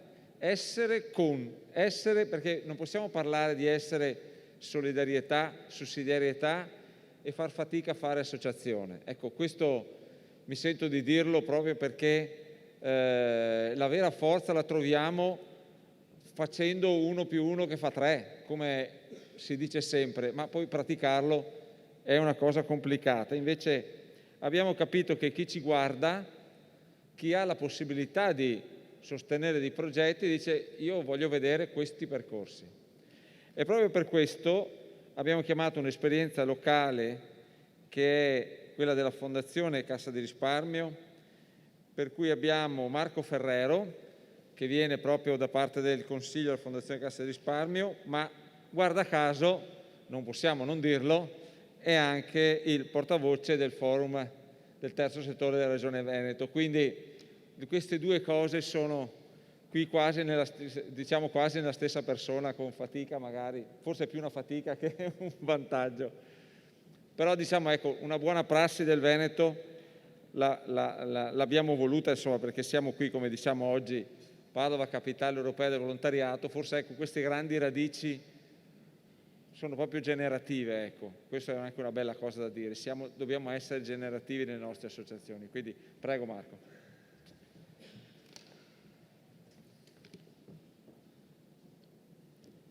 Grazie per l'invito, ovviamente, innanzitutto. Sì, è un po' una fatica, ma è una fatica, diciamo, che si fa volentieri quando la realtà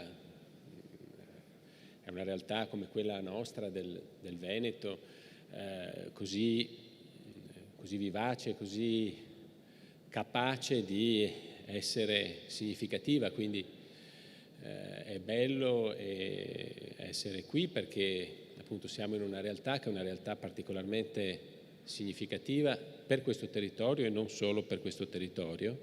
E quindi nel dare il buongiorno a tutti, come componente del Consiglio di amministrazione della Fondazione Cassa di Risparmio di Padova e Rovigo, vi porto un saluto cordiale da parte del Presidente Muraro e del Presidente Emerito Finotti.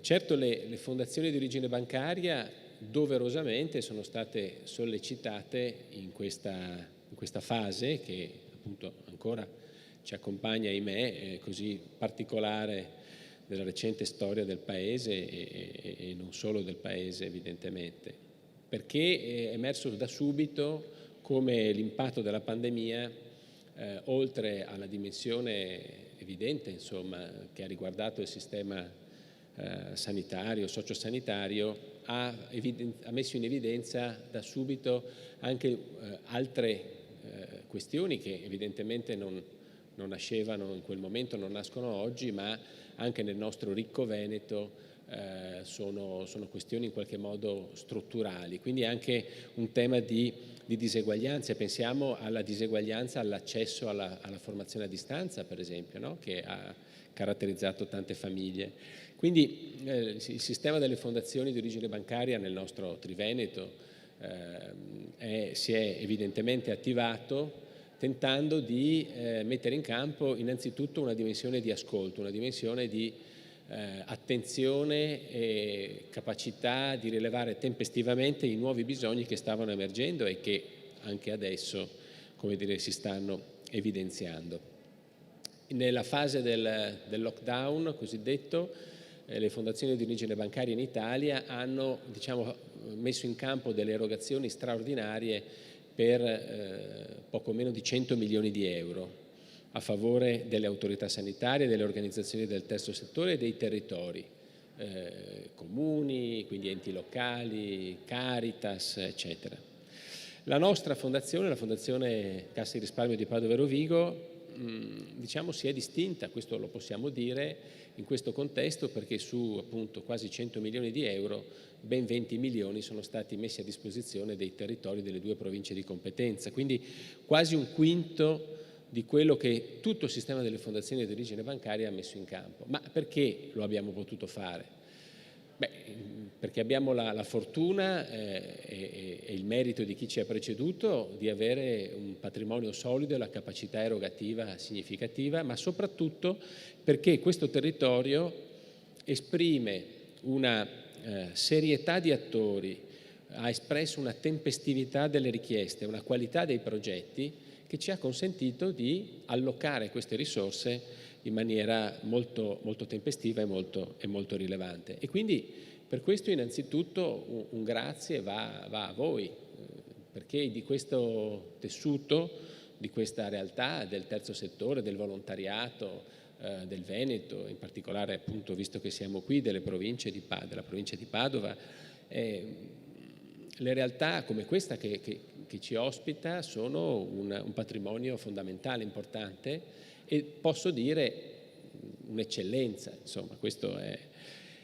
Quindi un grazie al lavoro che avete fatto, professionale e rigoroso, che è una componente fondamentale della capacità del Veneto di dare una risposta che viene portata ad esempio a livello nazionale e internazionale. Quindi, come dire, per soggetti, enti come le fondazioni di origine bancaria è fondamentale appunto avere un territorio che risponde e che appunto consente di allocare le risorse in maniera efficace. È chiaro che è stato necessario revisionare i documenti programmatici, cioè i programmi erogativi non solo dell'anno in corso ma anche del prossimo triennio, per quanto riguarda l'attività filantropica delle fondazioni di origine bancaria. Naturalmente, come dire, le linee strategiche disegnate appunto in questi anni restano confermate, ma sono state integrate un po' da tutte le fondazioni del nostro territorio, soprattutto in area triveneta, insomma, per stare in un ambito omogeneo, da azioni specifiche focalizzate sull'emergenza.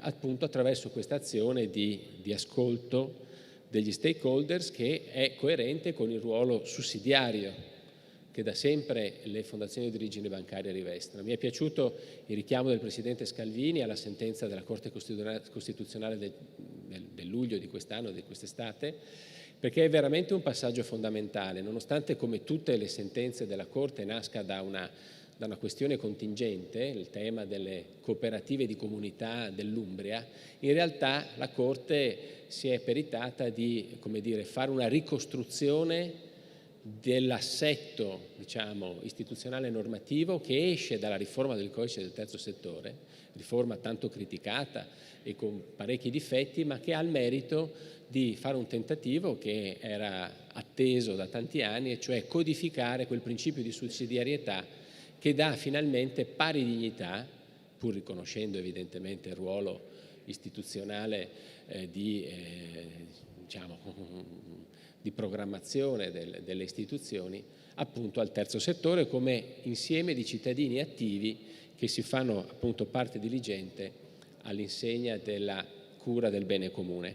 Quindi questo passaggio, che è molto recente, che ancora va esplorato, va approfondito in un discorso, in un ragionamento comune tra il terzo settore, le fondazioni di origine bancaria, gli OTC e naturalmente gli enti locali, è qualcosa su cui credo dovremo impegnarci tutti, anzi siamo già impegnati, ma dovremo impegnarci tutti in maniera forte nelle prossime settimane, nei prossimi mesi.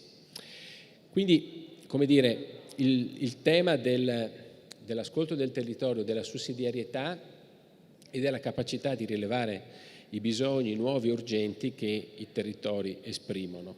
E allora nel caso delle fondazioni di origine bancaria di questo territorio, le 4 direttrici che sono state, diciamo, individuate sono naturalmente quella dell'emergenza sanitaria e dunque tutta una serie di azioni come finanziamenti per l'acquisto di dispositivi di protezione, ma non solo evidentemente, la ricerca scientifica, un ambito molto importante per le nostre fondazioni, e quindi dare vita a bandi specifici per favorire la ricerca scientifica sul Covid-19 naturalmente, ma poi tutto il tema delle nuove povertà, quindi delle risorse messe a disposizione anche dei comuni, dei territori, dei soggetti, diciamo, diocesani della carità, quindi le Caritas diocesane, e naturalmente del terzo settore.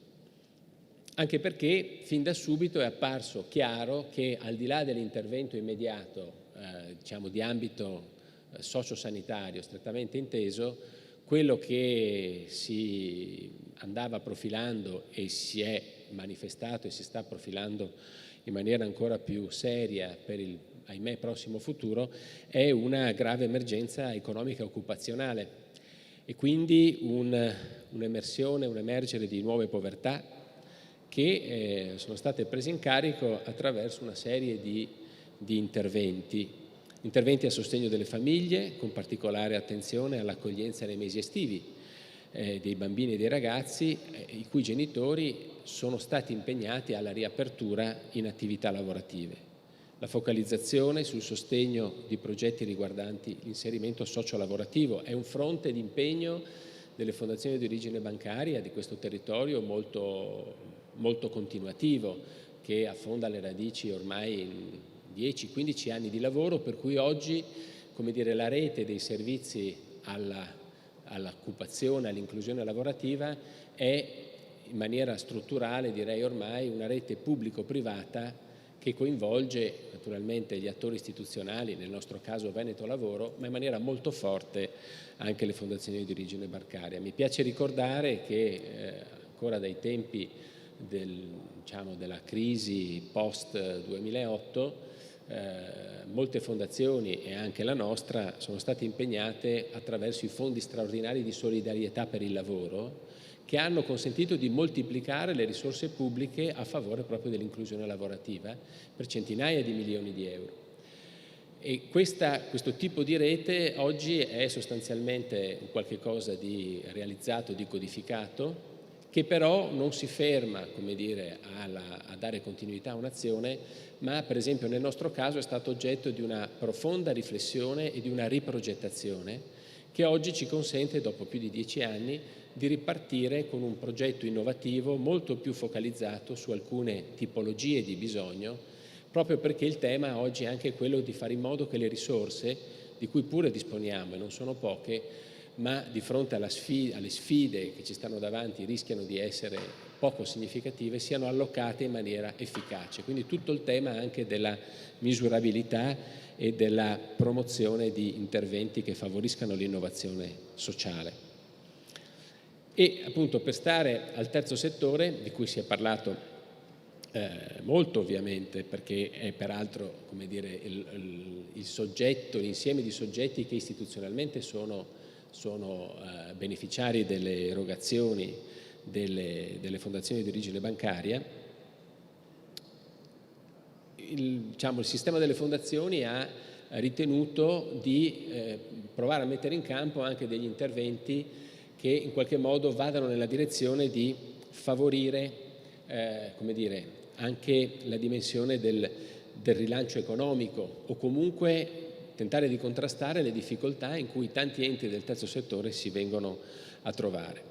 E quindi è stata prevista fin da subito un'intesa, una convenzione tra l'ACRI, quindi l'Associazione delle Casse di Risparmio delle Fondazioni di Origine Bancaria, e il gruppo Intesa San Paolo, proprio per sostenere gli enti del terzo settore per l'emergenza Covid-19. È stata denominata iniziativa Sollievo. In realtà, dopo una prima dotazione di risorse che sostanzialmente sono state messe in campo per generare un apposito fondo rotativo mediante il Fondo Nazionale Iniziative Comuni dell'Acri, appunto, che sta già consentendo e consentirà, speriamo sempre di più, di generare un effetto leva finanziario all'intervento aggiuntivo del Fondo di solidarietà e di sviluppo di Intesa San Paolo Prossima. Quindi, insomma, banca e fondazioni di origine bancaria per agevolare l'accesso al credito, abbattere il costo del denaro, in modo da aiutare gli enti del terzo settore che anch'essi, nonostante la maggiore resilienza che di solito li caratterizza rispetto all'impresa profit, però evidentemente sono stati e sono molto sollecitati da questa situazione. Si tratta di finanziamenti, diciamo, della durata fino a 60 mesi o a 132 mesi con determinate caratteristiche, ma insomma al di là poi delle tecnicalità, diciamo che consentono di finanziare fino a 100.000 euro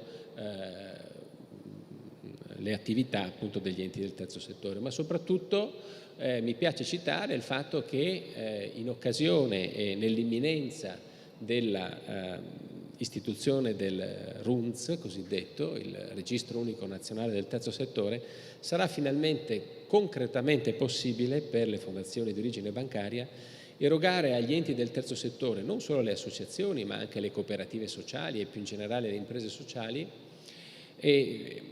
contributi a fondo perduto, quindi non solo finanziamenti ma anche contributi a fondo perduto. Perché? Perché con il registro unico, adesso vedremo la concreta attuazione, ma dovrebbe essere realizzata quella trasparenza e quella accountability, come si suol dire, anche delle imprese sociali, che può far stare tranquilli gli enti erogativi nel appunto mettere a disposizione anche risorse a fondo perduto, e questo evidentemente è un cambio di passo che potrebbe essere molto interessante e soprattutto molto, molto utile. Ecco, queste in breve quindi le principali azioni con cui le fondazioni di origine bancaria hanno inteso e intendono fare la propria parte per favorire la coesione sociale dei territori e promuovere lo sviluppo sostenibile. Nella consapevolezza, è già stato detto, ed è però importante ribadirlo a mio parere, che la capacità di fare sistema, come ricordava Claudia Fiaschi nel suo intervento, anche in modo innovativo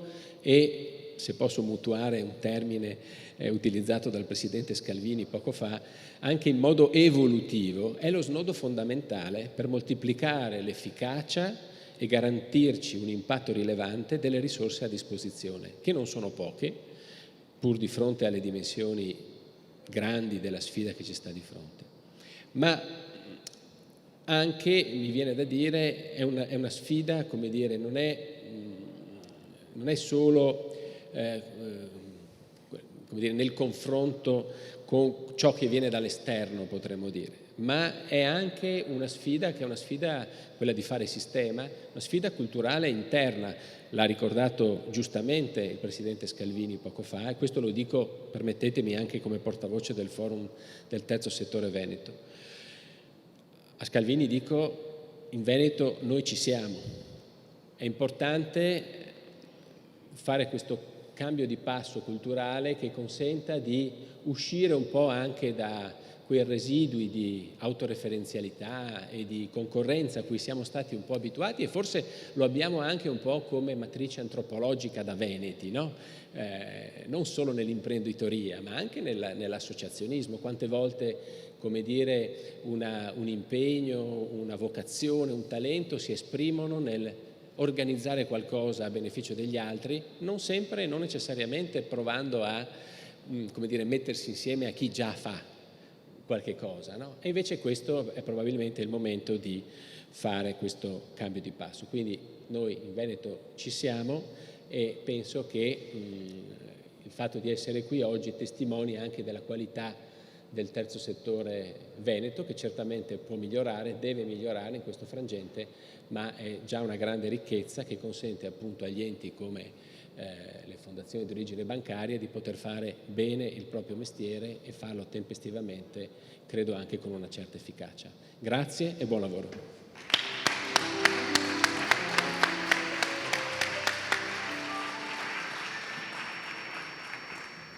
Grazie Marco, anche perché si percepiva chiaramente la sua doppia anima, ogni tanto prevaleva l'una o l'altra, però ci ha dato un messaggio forte che ci portiamo nel nostro networking al coffee break adesso, che è questo: dobbiamo essere capaci di avere rappresentanza, ce la dobbiamo prendere, dobbiamo essere capaci di farla, e più siamo insieme, associati, meglio è. La Fondazione OIC, potete benissimo capire, ha una certa dimensione, non basta, e quindi l'invito che facciamo è che se non basta per noi, figuriamoci per chi ha magari qualche difficoltà in più, ma per me è importante che ci sia proprio questa capacità di mettersi insieme, quindi essere protagonisti, perché gli interlocutori ci sono, gli interlocutori hanno la possibilità, ma cercano la qualità da noi, e questa ce la metteremo visto le nostre grandi radici.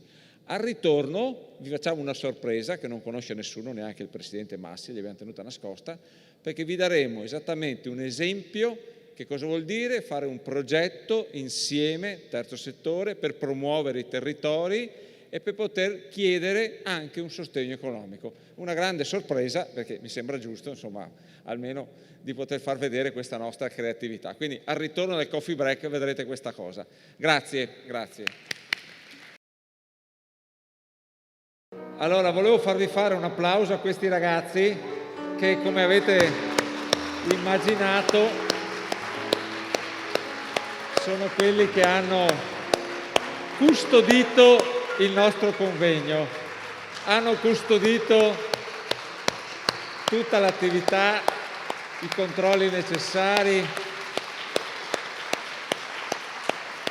e ovviamente, come potete immaginare, normalmente molti di loro fanno altro, ma credono nel progetto, credono nei valori, condividono i valori della Fondazione, i valori di UNEBA, e quindi volentieri hanno voluto esserci oggi nelle giornate precedenti che voi non avete visto, ma che insomma hanno pensato, hanno organizzato, hanno soprattutto messo la propria presenza perché ci credono. Ecco, quindi quando si dice che la Fondazione ha le grandi risorse, queste sono le grandi risorse della Fondazione. Grazie.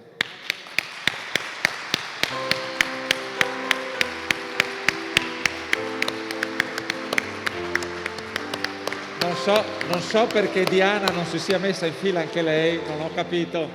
Ah, perché stai ringraziando loro. Vabbè, loro ringraziano te però.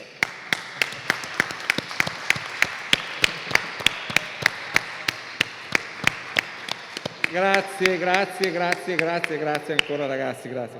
Allora subito abbiamo la sorpresa. Vediamo se la vedo. Eccola qua. Abbiamo parlato di necessità di fare progetti, di realizzare collaborazioni, di essere credibili nei territori, di avere le proprie radici nei territori, rappresentare i territori e rappresentare per loro un'opportunità. E allora, come Fondazione Opera Immacolata Concezione, insieme alla Cooperativa Giotto che si occupa di giardini, ci stiamo ragionando con loro per fare delle progettazioni per giardini terapeutici con l'università, ma sono anche quelli che lavorano in carcere per il recupero dei carcerati, per dargli un'attività economica. Conoscete benissimo i prodotti di pasticceria della Giotto, sono famosi in tutta Italia, ogni tanto il Papa mangia qualcuno di loro panettoni, ma soprattutto ci siamo trovati in un'idea. L'idea di dire quest'anno per le ceste di Natale, che è un qualcosa che si fa proprio per fare regali, fare doni, abbiamo pensato insieme, è stata un'idea che è venuta fuori insieme, di prendere dei prodotti di Vo, non serve che vi dica perché, e dei prodotti di Codogno. Quindi Lombardia e Veneto, fra l'altro, che quindi siamo ben rappresentati, abbiamo qui Presidente nazionale lombardo e Presidente regionale Veneto, e realizzare le ceste di Natale con i prodotti di quei territori. Quindi una cooperativa sociale che prende i prodotti di territori, da 2 territori che sono prodotti dei coniuganei, che sono stati promossi, ormai li vedete promossi un po' dappertutto, sapete che sono stati premiati vini e altri prodotti, e l'Orto di Tutti, che è una cooperativa locale, una cooperativa sociale, sempre di Codogno, che quindi con questa opportunità ovviamente avrà un po' di ossigeno per potersi riprendere. Li proponiamo così, ovviamente potete benissimo immaginare che è un'opportunità per tutti, quindi chi vuole aderire sa che questa è un'opportunità, sa dove vanno a finire i soldi, è una cosa importante, sa a chi servono, sa che gli acquisti andranno a queste cooperative, quindi potranno sostenere l'attività del territorio particolarmente martoriato. Ogni tanto vedete, no, che devono pagare ancora delle sussistenze per quei servizi che hanno ricevuto, quindi sono ancora un po' in sofferenza. Quindi con questa iniziativa intendiamo, fra l'altro l'OIC e la cooperativa Giotto sono all'interno del forum del terzo settore della Regione Veneto, quindi è una cosa che nasce insieme, un'idea che nasce per il territorio, che nasce per tutti. Vuole essere un po', oggi ce la siamo tenuta per oggi perché ci sembrava utile dimostrare anche concretamente quello di cui abbiamo parlato in questi giorni. Un'idea che serve a dare rappresentanza, sostegno, dignità, riconoscimento e attivare progetti. Se vedete, dal punto di vista economico, chi compra le ceste sostiene qualcun altro che poi sostiene qualcun altro. Quindi ecco, questo è un po' il progetto. Quindi vorrei fare un applauso a chi ha pensato a questa cosa e verrà promossa ovviamente in tutti i circuiti, perché parliamo di Lombardia e Veneto, quindi anche abbiamo più di una regione, la promuoveremo in tutti i circuiti proprio perché questo vuole essere da oggi come qualcosa che si lancia, come qualcosa di concreto di tutto quello che abbiamo detto. Bene, adesso siccome abbiamo parlato e tutti hanno parlato della forza delle nostre radici, io lascerei proprio alla dottoressa Cozza del giornale del Gazzettino che intervisterà Maurizio Giordano, che è l'estensore del libro dei 70 anni di storia dell'UNEBA Veneto. Dell'UNEBA nazionale, ma Veneto è stato un lapsus perché stavo dicendo che la Regione Veneto ha 50 anni di storia, la Regione Veneto. L'UNEBA ha 70 anni e alcuni enti UNEBA hanno più di 100 anni. Questo per dire quanto le radici profonde sono fondamentali per guardare al futuro. Dottoressa, la parola a lei. Buongiorno. Innanzitutto porto i saluti del nostro direttore Roberto Papetti, che non ha potuto essere presente. Per me è motivo di soddisfazione essere qui a questi 2 giorni in cui si affrontano argomenti così importanti e di cui mi sono occupata spesso nell'ambito del mio lavoro di giornalista e che comunque oggi sono più che mai di attualità, ci riguardano tutti da vicino. Custodi delle fragilità è il filo conduttore delle discussioni e nelle sfide legate all'emergenza Covid, terzo settore, assistenza sociale e volontariato sono decisamente le parole chiave. Risultano fondamentali e ci danno innumerevoli spunti di riflessione. Di questo quindi discuteremo assieme a Maurizio Giordano, appunto presidente onorario nazionale UNEBA, autore di un testo di cui fra poco cercheremo di sviscerare le peculiarità. Giordano ha una grande esperienza su queste tematiche, essendo stato alla guida di UNEBO per tantissimo tempo, dal 1993 al 2017. E quindi andrei subito a dargli la parola, formulando la prima di una serie di domande di un percorso che ci porterà a conoscere questo suo lavoro che racconta 70 anni di storia dell'assistenza. Buongiorno Giordano, ci sente? Buongiorno, benissimo, buongiorno a tutti e grazie. Grazie a lei. Direi che potremmo partire dall'inizio. Intanto ci spieghi che cos'è UNEBA, quali sono i suoi compiti, qual è in sostanza il cuore della sua azione? Grazie, però una piccola premessa di ringraziamento all'OIC che da decenni è una delle colonne dell'UNEBA attraverso i suoi responsabili come Laberto, Ferro, Burattin e adesso Toso e Facci. OIC e UNEBA Veneto sono davvero importanti nella storia dell'UNEBA. L'UNEBA 70 anni. È nata tra il 49 e il 50 a iniziativa di un gruppo di rappresentanti di istituti e della Lombardia, particolarmente di Milano, di quella che un tempo si sarebbe chiamata la borghesia illuminata, che hanno intuito la necessità di un rapporto fra le migliaia di istituzioni assistenziali che esistevano anche allora. Lo scopo è quello di associarle, di rappresentarle, di tutelarle, di fare anche da base di iniziative sia nei rapporti con gli enti locali che di studio che di sperimentazione. In sostanza si potrebbe dire che siamo un'associazione di categoria, però associazione di categoria che tutela e rappresenta gli enti assistenziali e socioassistenziali in quanto svolgano un servizio di utilità per le persone e per la comunità, quindi un'associazione di categoria finalizzata a un servizio. E adesso, in base al nuovo codice del terzo settore, siamo rete nazionale e come tale siamo rappresentati nel Consiglio nazionale del terzo settore. Quanti associati avete, giusto per dare un po' di numeri e far capire l'importanza di UNEBA? Dunque, gli associati diciamo formalmente in regola, nel senso che ci seguono, che con adesioni, eccetera, eccetera, sono circa 1000. L'area è molto più ampia perché la tiratura della nostra rivista è di circa 3000 copie, quindi in sostanza raggiungiamo un'area molto più vasta di quello della stretta aderenza all'UNEBA. Possiamo parlare quindi di una rete capillare. Sì, certo, siamo la rete diciamo, nel campo socioassistenziale e sociosanitario più antica ma anche più diffusa d'Italia.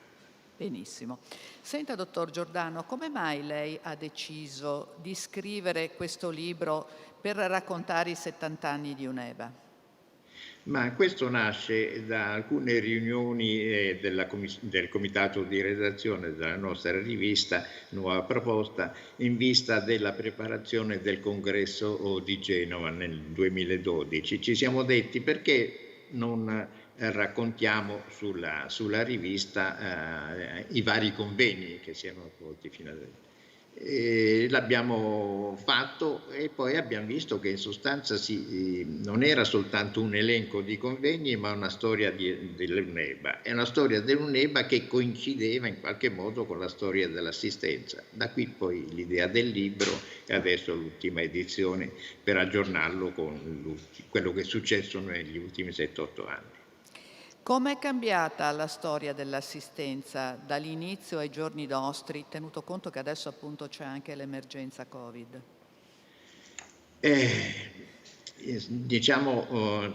Parliamo del dopoguerra perché altrimenti le storie certo. Dovremmo partire dalle opere pie e quindi dalla legge 1890. In effetti l'assistenza cambia con la Costituzione, il sistema dell'assistenza cambia con la Costituzione e cambia soprattutto con le istituzioni delle regioni. I punti salienti di questo percorso possono essere inizialmente la necessità di federare le migliaia di enti esistenti in Italia, poi gli anni 60 la difesa dell'assistenza privata, perché negli anni 60, il 68 eccetera c'era una forte diatriba tra chi voleva che tutta la gestione dell'assistenza fosse affidata agli enti locali. Noi invece abbiamo sempre ritenuto che programmazione, vigilanza, controllo ci debbano essere e debbano appartenere all'area pubblica, mentre invece la gestione può essere sia pubblica che privata a secondo delle singole situazioni. Poi in questo ambito è sorta la questione delle IPAB, come sapete opere pie che risalgono a centinaia e centinaia di anni, la più antica mi sembra sia di Venezia del 1400 circa. E queste IPAB c'era chi voleva che tutte diventassero pubbliche e noi dicevamo che dato che era espressione dell'iniziativa della comunità locale dovevano quelle che erano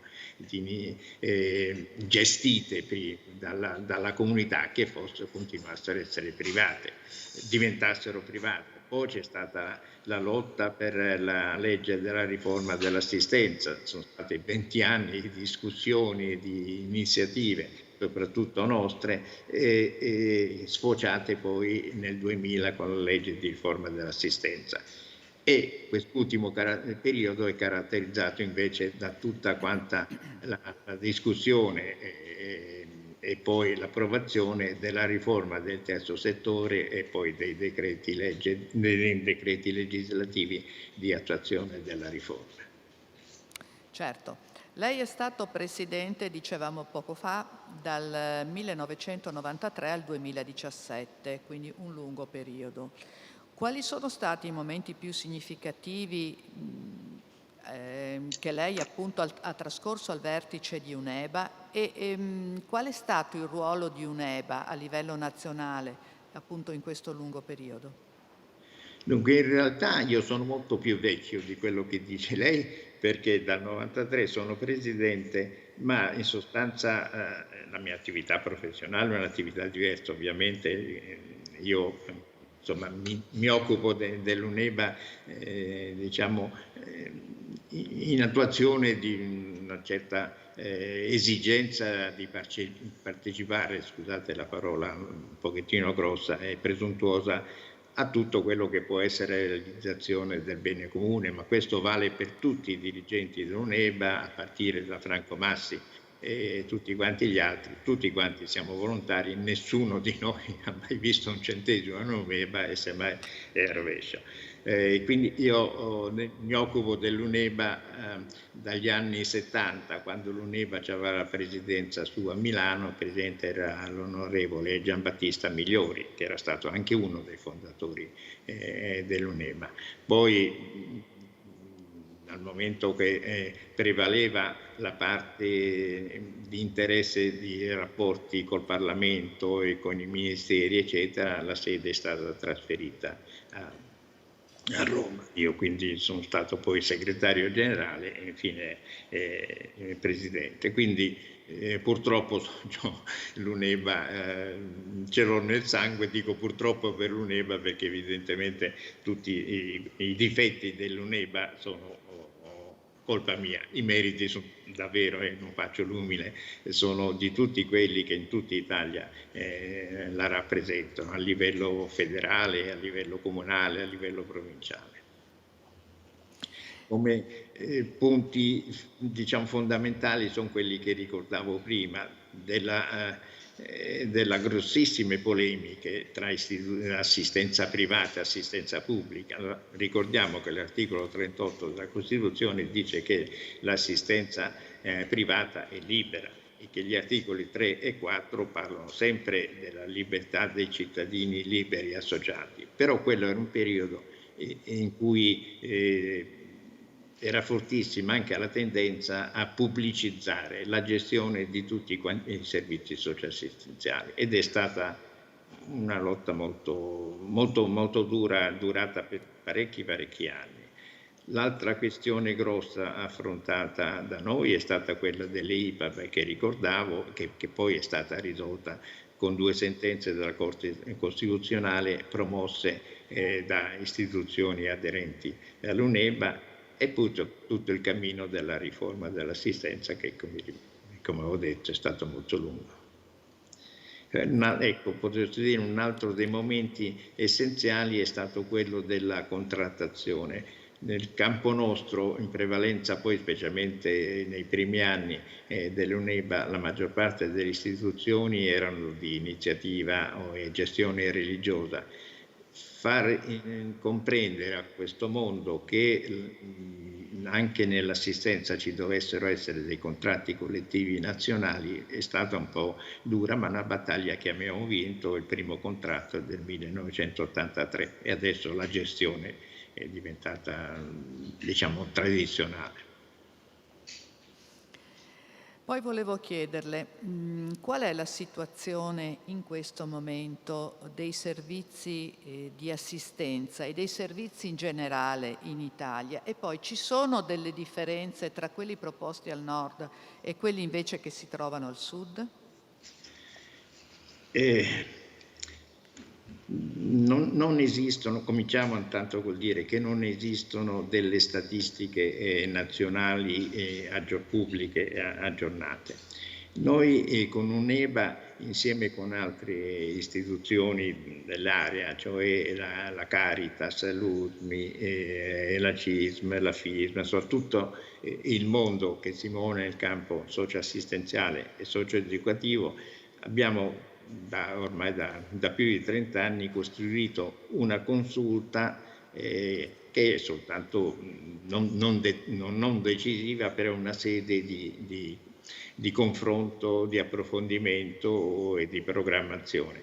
In questo ambito qui facciamo ogni 10 anni il censimento delle istituzioni assistenziali. L'ultimo che abbiamo fatto nel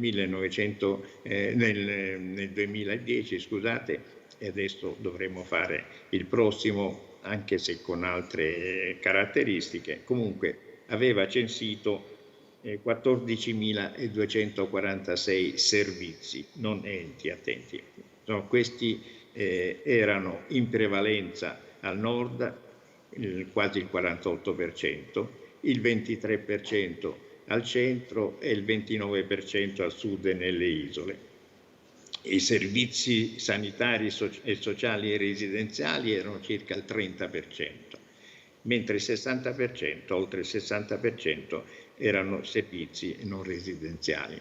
Credo che questa realtà sia sovrapponibile ai dati attuali, forse aumenterà ancora di più l'assistenza domiciliare. Ma è una diffusione sufficiente secondo lei o c'è qualcosa che va cambiato? Beh, ovviamente questo è il solito discorso quando si parla del quadro nazionale, che la parte settentrionale d'Italia fa un po' da traino a tutto quanto, questo è. Poi c'è anche da notare che culturalmente in certe zone ci si è sempre più riferito allo Stato, a Roma, che non a iniziative locali, e questo vale per tutti quanti i settori. Certo. Lei prima parlando ha citato Caritas. Allora, qual è il rapporto tra UNEBA e le altre realtà analoghe a UNEBA, appunto? Come le dicevo prima, noi ci siamo riuniti in una consulta che mi sembra che le prime riunioni le avessimo fatte nel 1990, quindi ormai è un costume storico per noi, è molto instaurato, è molto ben collaudato, ci vediamo 2 o 3 volte l'anno e di questa consulta che si siede, insomma, per esigenze logistiche presso la Caritas, ma di questa consulta fanno parte, oltre l'UNEBA, l'USMI, cioè le religiose e le superiori religiosi, la CISM, cioè i superiori e religiosi, poi il CIF, la FISM, la FIRAS, l'ARIS, insomma tutte quante le organizzazioni, Sant'Egidio, tutte quante queste organizzazioni a livello diciamo nazionale fanno parte di questa consulta. E quando ci si riunisce ci si scambiano le esperienze, si trattano i problemi di carattere generale e secondo i casi si prendono decisioni comuni. Comunque lavoriamo in collaborazione bene. Benissimo. Lei ha parlato di Sant'Egidio, ha parlato della Caritas. Ecco, evoca la parola volontari, volontariato. Siamo a Padova, nella capitale del volontariato. Ecco, in questo periodo ancora di emergenza Covid, qual è il ruolo del volontariato? Di sicuro ne avrete parlato per quanto più approfonditamente. Per quanto riguarda l'area nostra di competenza, ripeto, tutti noi rappresentanti dell'associazione e tutta quanta azione di volontariato, ma non è tanto questo che conta. Quello che conta soprattutto è che tutte le istituzioni assistenziali aderenti a noi o non aderenti a noi si basano in gran parte nella loro attività sul volontariato, non ce la farebbero altrimenti a sopravvivere sia sotto l'aspetto delle spese di gestione, sia soprattutto sotto l'aspetto dei rapporti con le persone assistite, per le quali il volontario dà un qualcosa in più rispetto a quello, rispetto alle persone che pur bravissime sono impegnate anche sotto l'aspetto professionale e continuativo. Sì. E sempre in questo periodo di Covid, invece, l'attualità di UNEBA secondo lei qual è?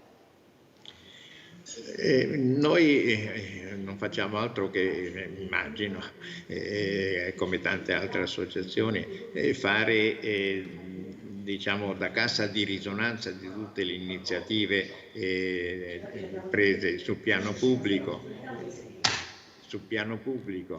e per quanto riguarda le singole istituzioni, tutte hanno preso tutte quante le tutele, le garanzie eccetera, perché non ci siano focolai.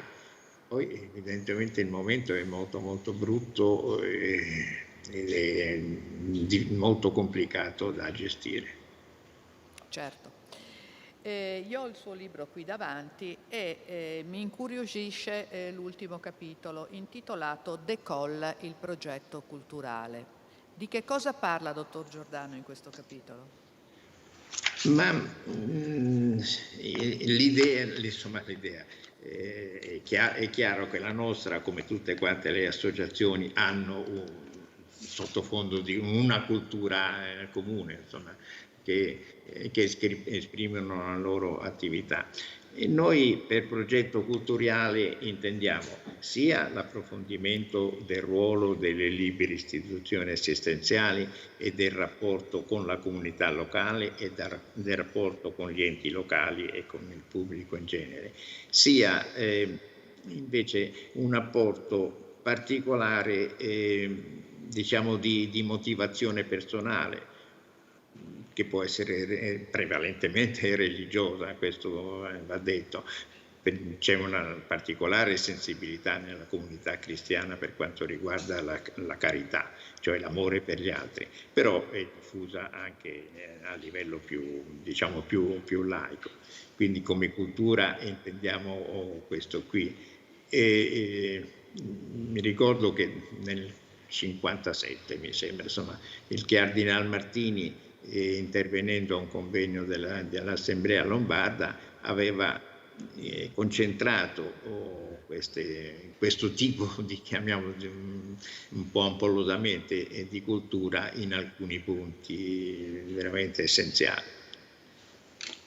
Lei ha parlato del rapporto con gli enti locali.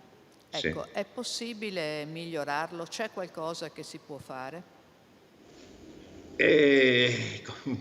Come tutti possono immaginare, molte volte hanno pure sperimentato, il rapporto con gli enti locali dipende molto, ecco, davvero anche in questo caso, dalla cultura locale e dalle persone che siedono, sia da parte nostra, perché anche questo va detto, sia da parte pubblica. Direi che è stato superato quel periodo in cui il pubblico voleva intervenire e gestire direttamente tutto, fare una specie di monopolio in questo campo. Adesso direi che dappertutto i rapporti sono su un piano paritario e collaborativo. Poi problemi singoli possono sorgere, ovviamente. Sì. E il ruolo della Chiesa in questo ambito adesso qual è?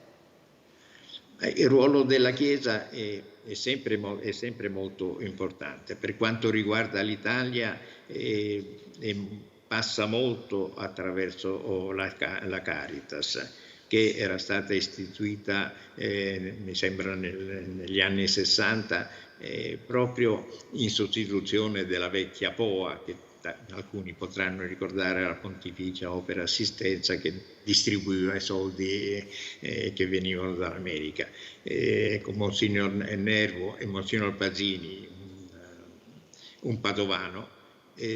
No, direi due padovani, perché anche se nati altrove hanno sempre operato a Padova, soprattutto con la Fondazione Zancana, insomma in altre opere locali. È stato innescato quella fase di passaggio tra ente distributore di risorse pubbliche a ente invece avente funzioni soprattutto pedagogiche e caritativo-culturali, quindi non tanto di gestione quanto di programmazione, consulenza e affiancamento. Quindi l'opera della Caritas, grazie davvero ai due padovani, Nervo e Pasini, è stata importantissima e continua a essere importante. Presso la CEI ovviamente c'è un ufficio dedicato proprio alla pastorale dell'assistenza, della carità, e con questo lavoriamo.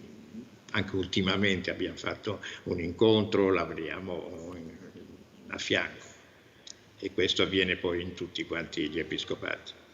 Certo.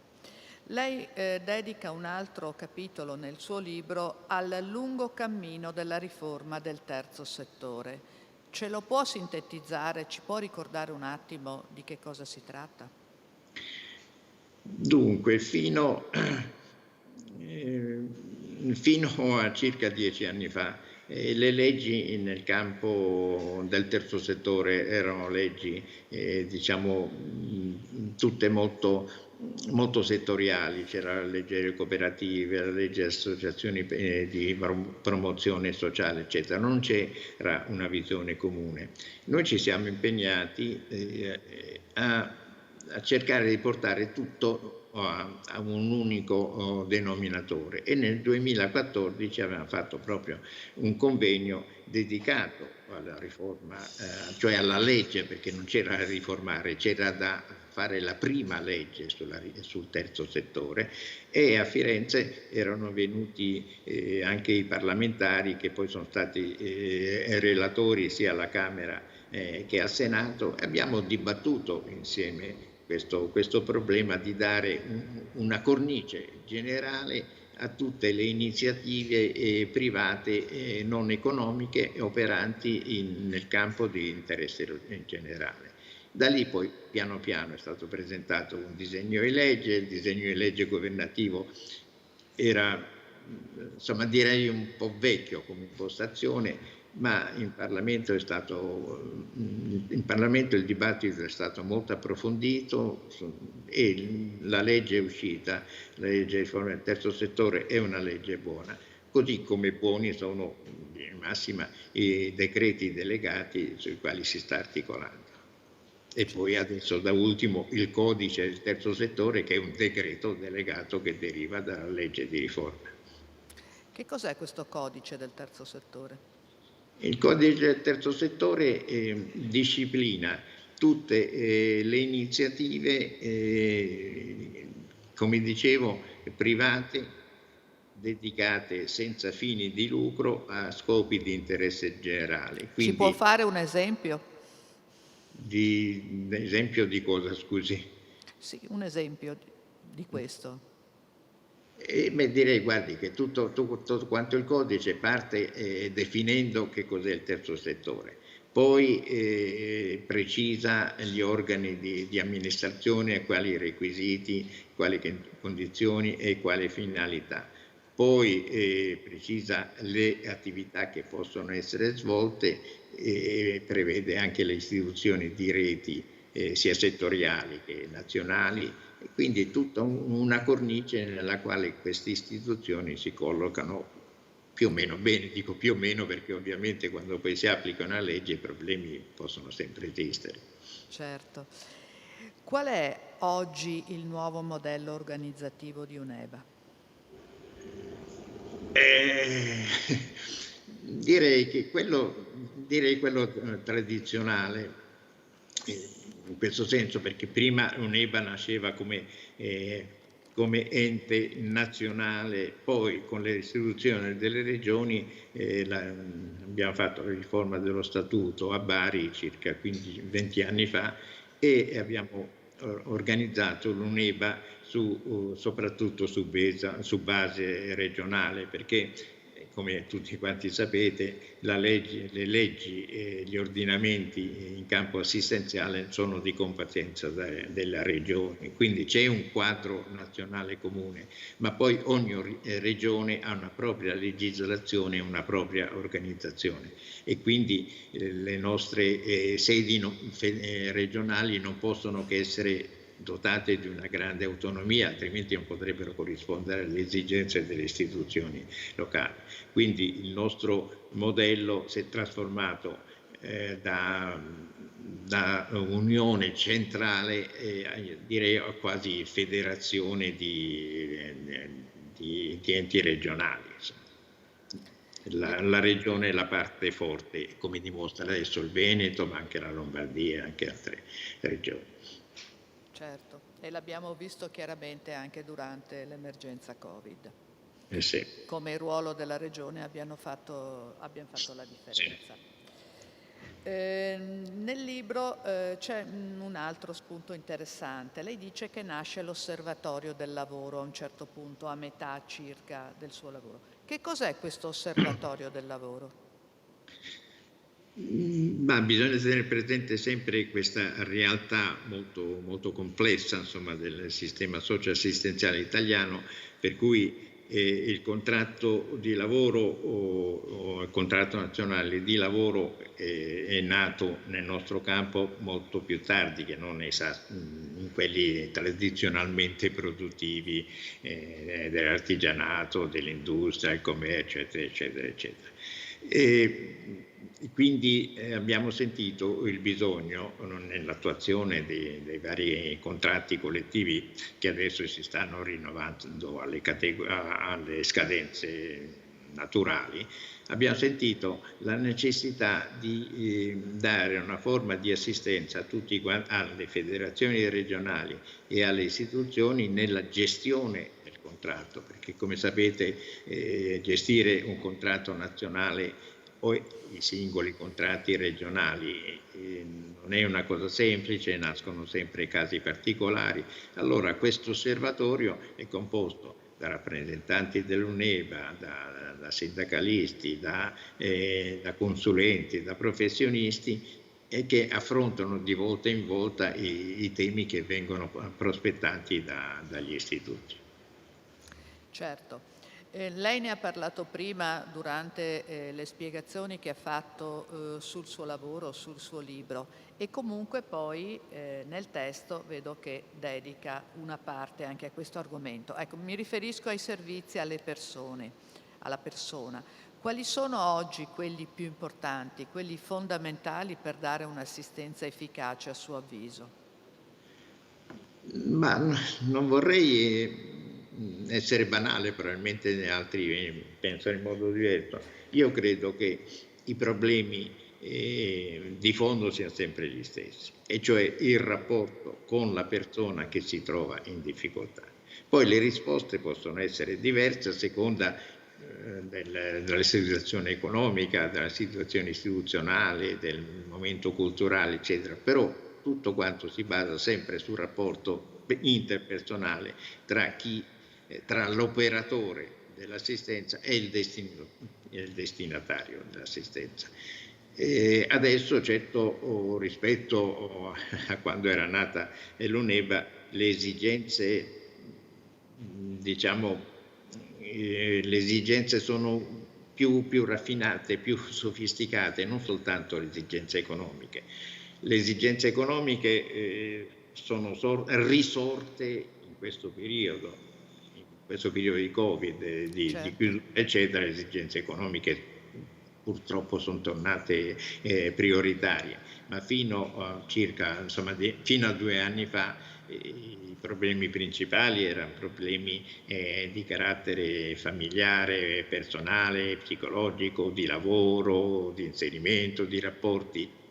Quello economico, che è sempre esistito, era meno evidente, adesso è al primo posto.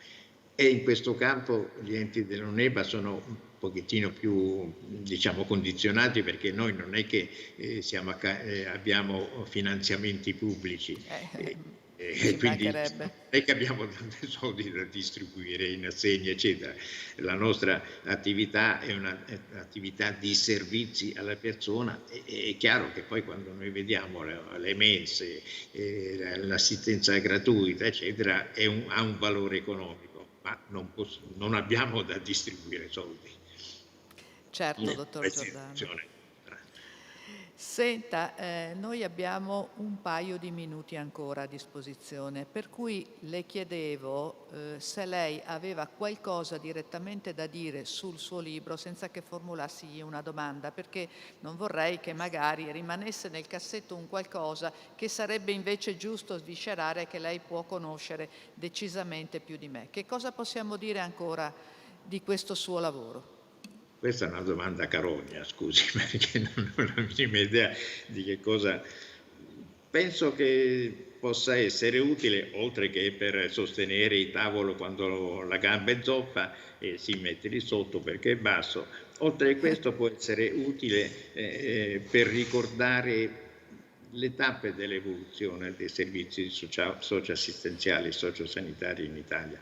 In effetti, se pensiamo all'immediato dopoguerra, il problema era economico e di sussistenza. Adesso i problemi sono fortunatamente più personali, più sofisticati, cioè più dovuti alla personalità di ognuno di noi e ai rapporti con l'altro. Quindi forse l'utilità, ammesso che abbia un'utilità questo libretto, è questo di essere consapevoli di questo percorso che si è compiuto in questi 70 anni, poi alla fine di storia italiana. Mi pare una conclusione molto molto importante. Quindi io ringrazio il dottor Giordano di tutto quello che ci ha raccontato, lo ringrazio per aver scritto questo libro, che sicuramente ha un'importanza soprattutto in questo momento, e quindi appunto gli auguro di continuare a poter dare apporti importanti come questo, e lo saluto. Arrivederci. Grazie, molto gentile. Maurizio, un applauso per te, ma soprattutto un applauso per chi ha rappresentato per tanti anni la storia di UNEBA e ci ha tenuto a dirlo come volontario. Quindi la storia ha queste radici, la storia di UNEBA ha queste radici. Grazie Maurizio, grazie ancora. Grazie per la tua testimonianza, la storia e quello che ci hai raccontato. Grazie ancora, grazie. Grazie a voi tutti. Ciao, arrivederci. Ciao. Bene, volevo adesso qui sul palco il Presidente nazionale e Francesco Facci, Presidente regionale, perché volevo un po' trasmettervi il messaggio della senatrice Casellati, la quale, quando ha ricevuto l'invito, il giorno dopo ha detto: guardate, non riesco a venire, però vi voglio incontrare. E ci ha un po' spiazzato, perché abbiamo detto, ma noi volevamo anche un messaggio, qualcosa. Ha detto no, vi voglio incontrare assolutamente. Lunedì sono a Padova, e lunedì era lunedì 12. Lunedì era a Padova per ricevere il premio di Presidente degli ambasciatori di Padova, capitale europea del volontariato. Quindi quando ha saputo che doveva esserci, mettetevi pure che si vedano bene, quando ha saputo appunto che questo convegno aveva come tema proprio questo, il tema del volontariato, ha detto vengo a Padova per ricevere questo premio e vi voglio incontrare, avremo l'occasione di trovarci in separata sede. Siamo andati appunto a Padova, col Palazzo della Ragione, l'abbiamo incontrata e non so se adesso stanno mandando le foto.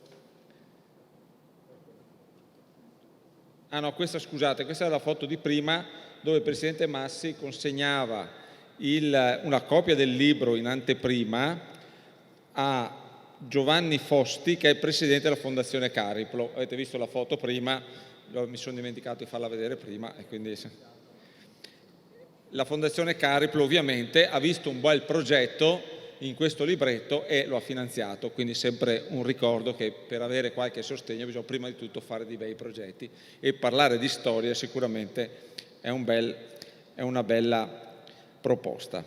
Allora, se vogliamo mandare adesso le foto, eccola qua, l'abbiamo incontrata, vedete, insieme con il Presidente Massi, il Presidente regionale, il Presidente Facci, il Presidente Cavagnis della Prima Cosa della Concezione, l'abbiamo incontrata, e se vogliamo mandare anche poi le altre foto finché leggiamo il messaggio, ecco qua, ci ha voluto incontrare, appunto l'abbiamo incontrata proprio qui nella sala giunta del Comune di Padova, e ci ha appunto detto che è molto felice di incontrarci in questa occasione e gli dispiace molto di non essere presente a Padova nel nostro convegno proprio per gli impegni istituzionali che ha, ma ha voluto a tutti i costi scambiare due chiacchiere con noi. Ha voluto incontrarsi di persona perché voleva rappresentare la vicinanza delle istituzioni. Vedete, appunto, gli abbiamo presentato appunto il libretto della storia, perché il Senato rappresenta proprio la storia e è una delle Camere più importanti, e lei è la seconda carica dello Stato, quindi ecco perché era importante che le istituzioni fossero vicino, è proprio perché rappresentiamo una lunga storia.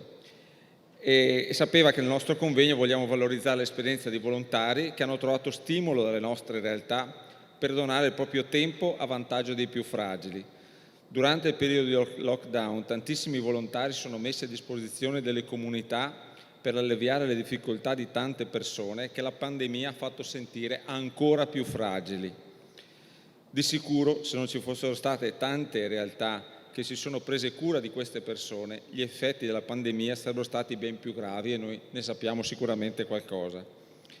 Fra l'altro, lei ci ha ricordato che ha istituito il premio al volontariato per la prima volta l'anno scorso, nel 2019, al Senato della Repubblica, e vuole proprio per questo valorizzare le attività sociali e solidaristiche che anche noi rappresentiamo e con il nostro convegno abbiamo voluto così sapientemente valorizzare. Fra l'altro, da ricordare che nella giuria di questo premio è il presidente, il professor Zamagni, e uno dei primi premiati è stata la Lega del Filo d'Oro, che era qui ieri da noi a presentare la sua buona prassi. Quindi l'abbiamo ringraziata, e perché proprio ci ha rappresentato questa vicinanza. Quindi ringraziamo la Presidente Casellati, facciamo un applauso per la sua vicinanza.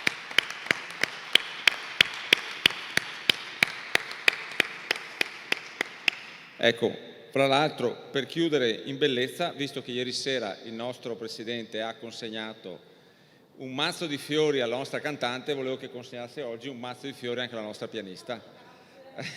Prego, prego, prego.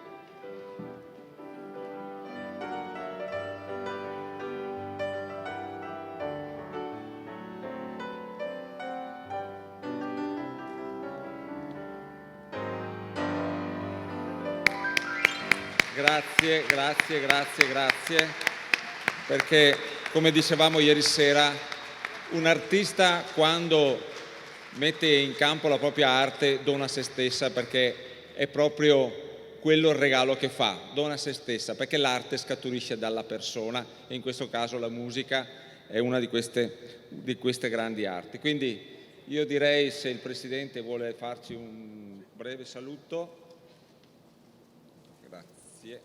Solo un ringraziamento a Uneba Veneto, all'OIC e a tutti voi.